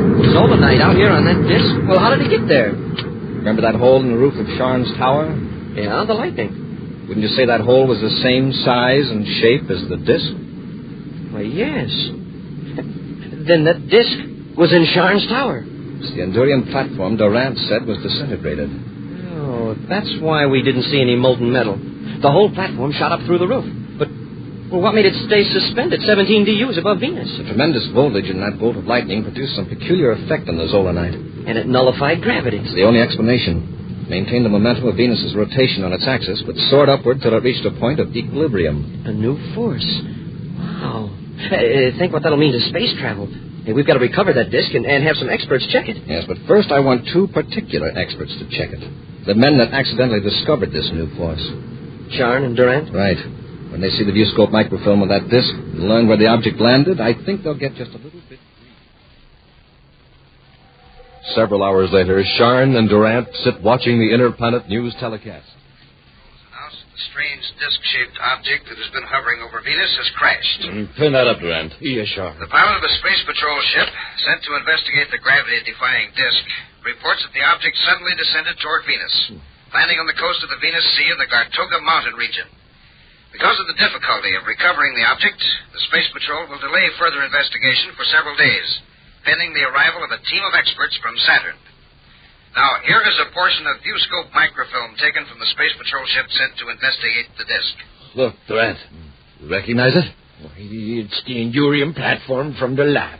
This is the mysterious object that now lies in the area known as the Claw of Venus. And now, items from the universe of sports. Cut it Today off. in Mercury Stadium. We've got to act quickly, Durant. What do you mean? We've got to get to the Claw of Venus and recover the Zolanite before those Space Patrol scientists get there. But Sharn... Don't argue. You realize we're the only ones in the universe who know that Zolanite can neutralize gravity? I don't like it. It's dangerous. Don't be a fool. We can control high voltages. Quick now. Get some cutting tools, and we'll blast off for the Claw of Venus. Miles away, where huge breakers of the Venus Sea batter at the bluffs, a gleaming disk of Endurium lies embedded in shattered rocks on the shore. In a small cave nearby, two men in Space Patrol uniforms wait patiently. Think they'll fall for it, Commander? I think they will, Happy. Not only to get the Zolanite back, but to protect themselves. Sharn knows that if we find the Zolanite, we can prove this Endurium platform came from his lab. I hope they come pretty quick. Tide's coming in. In a few hours, this will all be underwater, including the disc. Yeah. Hey, Commander, you hear that? It's a ship. Coming in for a landing on top of the bluff. Must be Sharn. From their vantage point in the cave, Buzz and Happy watch Sharn and Durant make their way down the steep cliff and start to work. What did we lug that electro-welder down here for? When we get the Zolanite out of the container, I want to seal things up a little, just to confuse the experts. Well, I'm in favor of getting the Zolanite and heading back to the ship. The experts will know this disc has been tempered, but just from the marks of the atomo torch. They might think the metal was fused by air friction in the fall. After all, it dropped 17 DU. All right, Sharn, Durant, drop those tools. Hurry! Happy, take Sharn's blast gun. Yes, sir. And give me that atomo torch, too, Sharn. Why, of course. Here! Why, you... Slug them, Durant. Sharn, let go of that torch. Come on, Durant. Run for the cliff. But we come this far. Let's finish them. I'm still conscious. Corey's got his ray gun. Come on, keep behind the rocks and run for the cliff. Halt! Stop where you are. Halt! We're safe. Up the cliff to the ship. You've still got your blast gun. We can pick them off, then get the Zolanite. Why use a blast gun on Corey and the cadet when we can get the same results another way? Halt! When we're past that first ledge, we'll blast the cliff with the gun. That'll leave Corey with a perpendicular wall to climb. Hurry, Durant.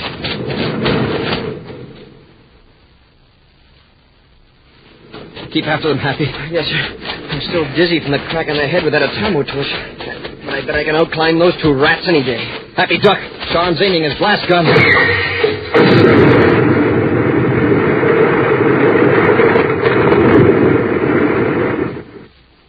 Now, Corey, let me see you get out of that.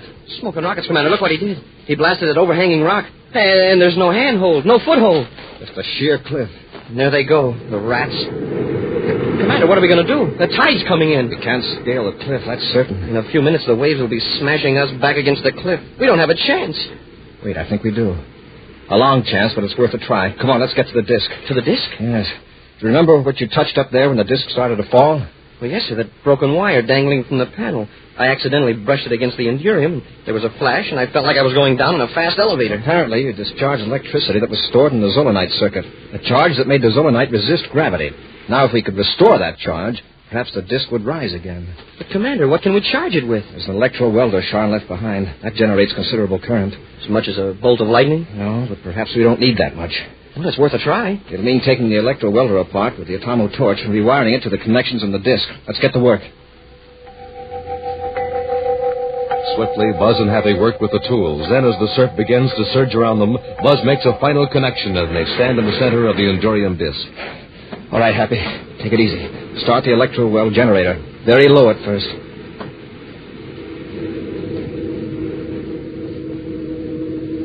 Nothing's happening, sir. Give it more voltage. Steady now. This takes hold suddenly. Maybe the circuit was wrecked when the disc landed on the rocks. Hey, it's beginning to move. I can feel it.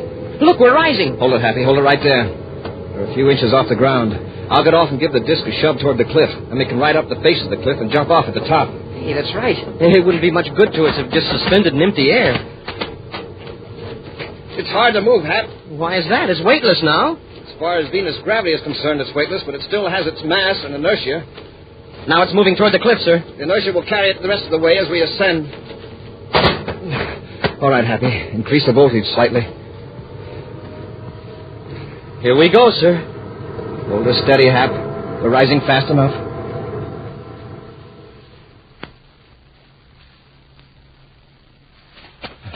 Well, we made it. I wonder if Corey's got his feet wet by now. Let's walk down to the edge of the cliff a ways. We can't tell from here. All right. After all, we should shout goodbye before we blast off. Why shout? We're right here. I know. Let's get him, Hap. It'll be a pleasure.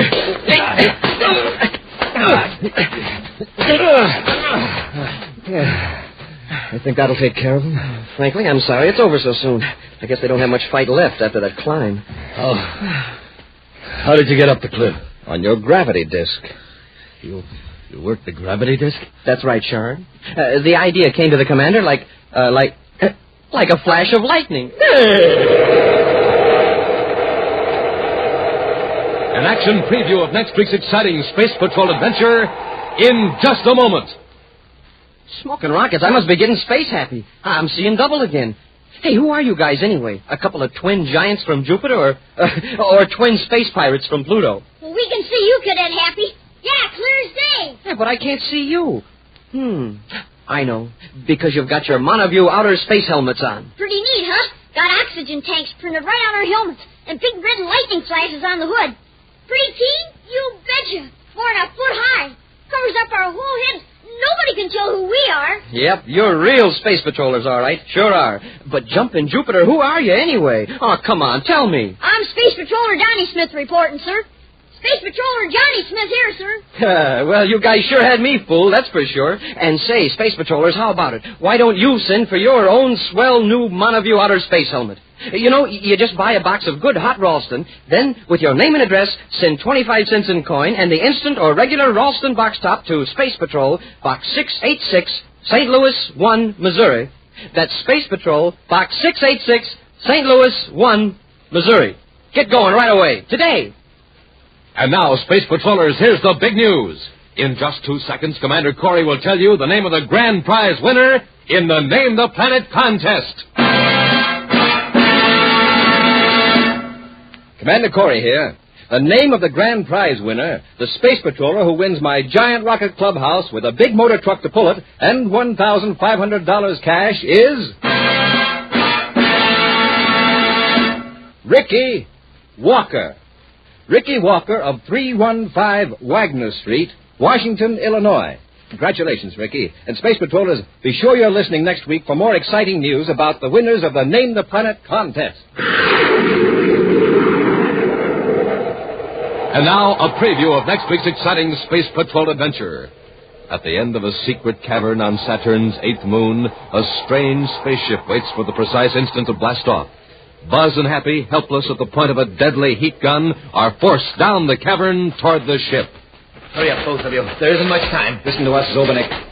These people, or creatures, or whatever they are, they've got some hold over you. Sure, Zobanek. You'll be sorry the instant the ship blasts off. I know what I'm doing. You'll be sorry if you aren't aboard. You mean you'll use that heat gun on us? I won't have to. That's the first warning. If we're not aboard that ship in 3 minutes, we'll all be finished in that rocket blast. Be sure to join us next week for the thrilling story, The Exiles from Denebola, when Instant Ralston and Regular Ralston again present Space Patrol! Space Patrol, created by Mike Moser, starring Ed Kemmer as Commander Corey and Lynn Osborne as Cadet Happy, was written by Lou Houston, produced and directed by Larry Robertson, executive producer Mike Debray. Other players were Norman Jelly, Ken Mayer, Bela Kovac, and Dick Beals. Dick Tufeld speaking. Now, don't forget to tune in next Saturday and every Saturday when Instant Ralston and Regular Ralston again present Space Patrol! This is Dick Tufeld in Los Angeles with the story of one of the fastest planes in the world and a word from the man who test flies it, Joe Lynch. It's North American's Air Force F-86D Sabre Jet Interceptor. Speed well over 700 miles per hour. Wingspan is 37 feet. Length 41. Cruising range 500 miles. Now, by special tape recording made at International Airport, the well-known test pilot of the Sabre, Joe Lynch. The D is a one-man interceptor, so when you fly it, you're really on your own. That's why I see to it that I'm in good condition all the time. And one way to stay in good condition is by eating a good breakfast cereal, like Rice Chex or Wheat Chex. They're just packed full of energy, and they taste well. I think you'll like them, too. No other cereal, puffed or flaked, contains so much nourishment in such concentrated bite-sized form. So take a tip from Joe Lynch, George Welch, and other top test pilots. Make your cereals Rice Chex and Wheat Chex. Be sure to see another exciting Space Patrol story in your local ABC television station. Consult your local newspaper for time and channel. This program is broadcast to our armed forces overseas through the worldwide facilities of the Armed Forces Radio Service. Space Patrol came to you transcribed from Hollywood. This is ABC Radio Network.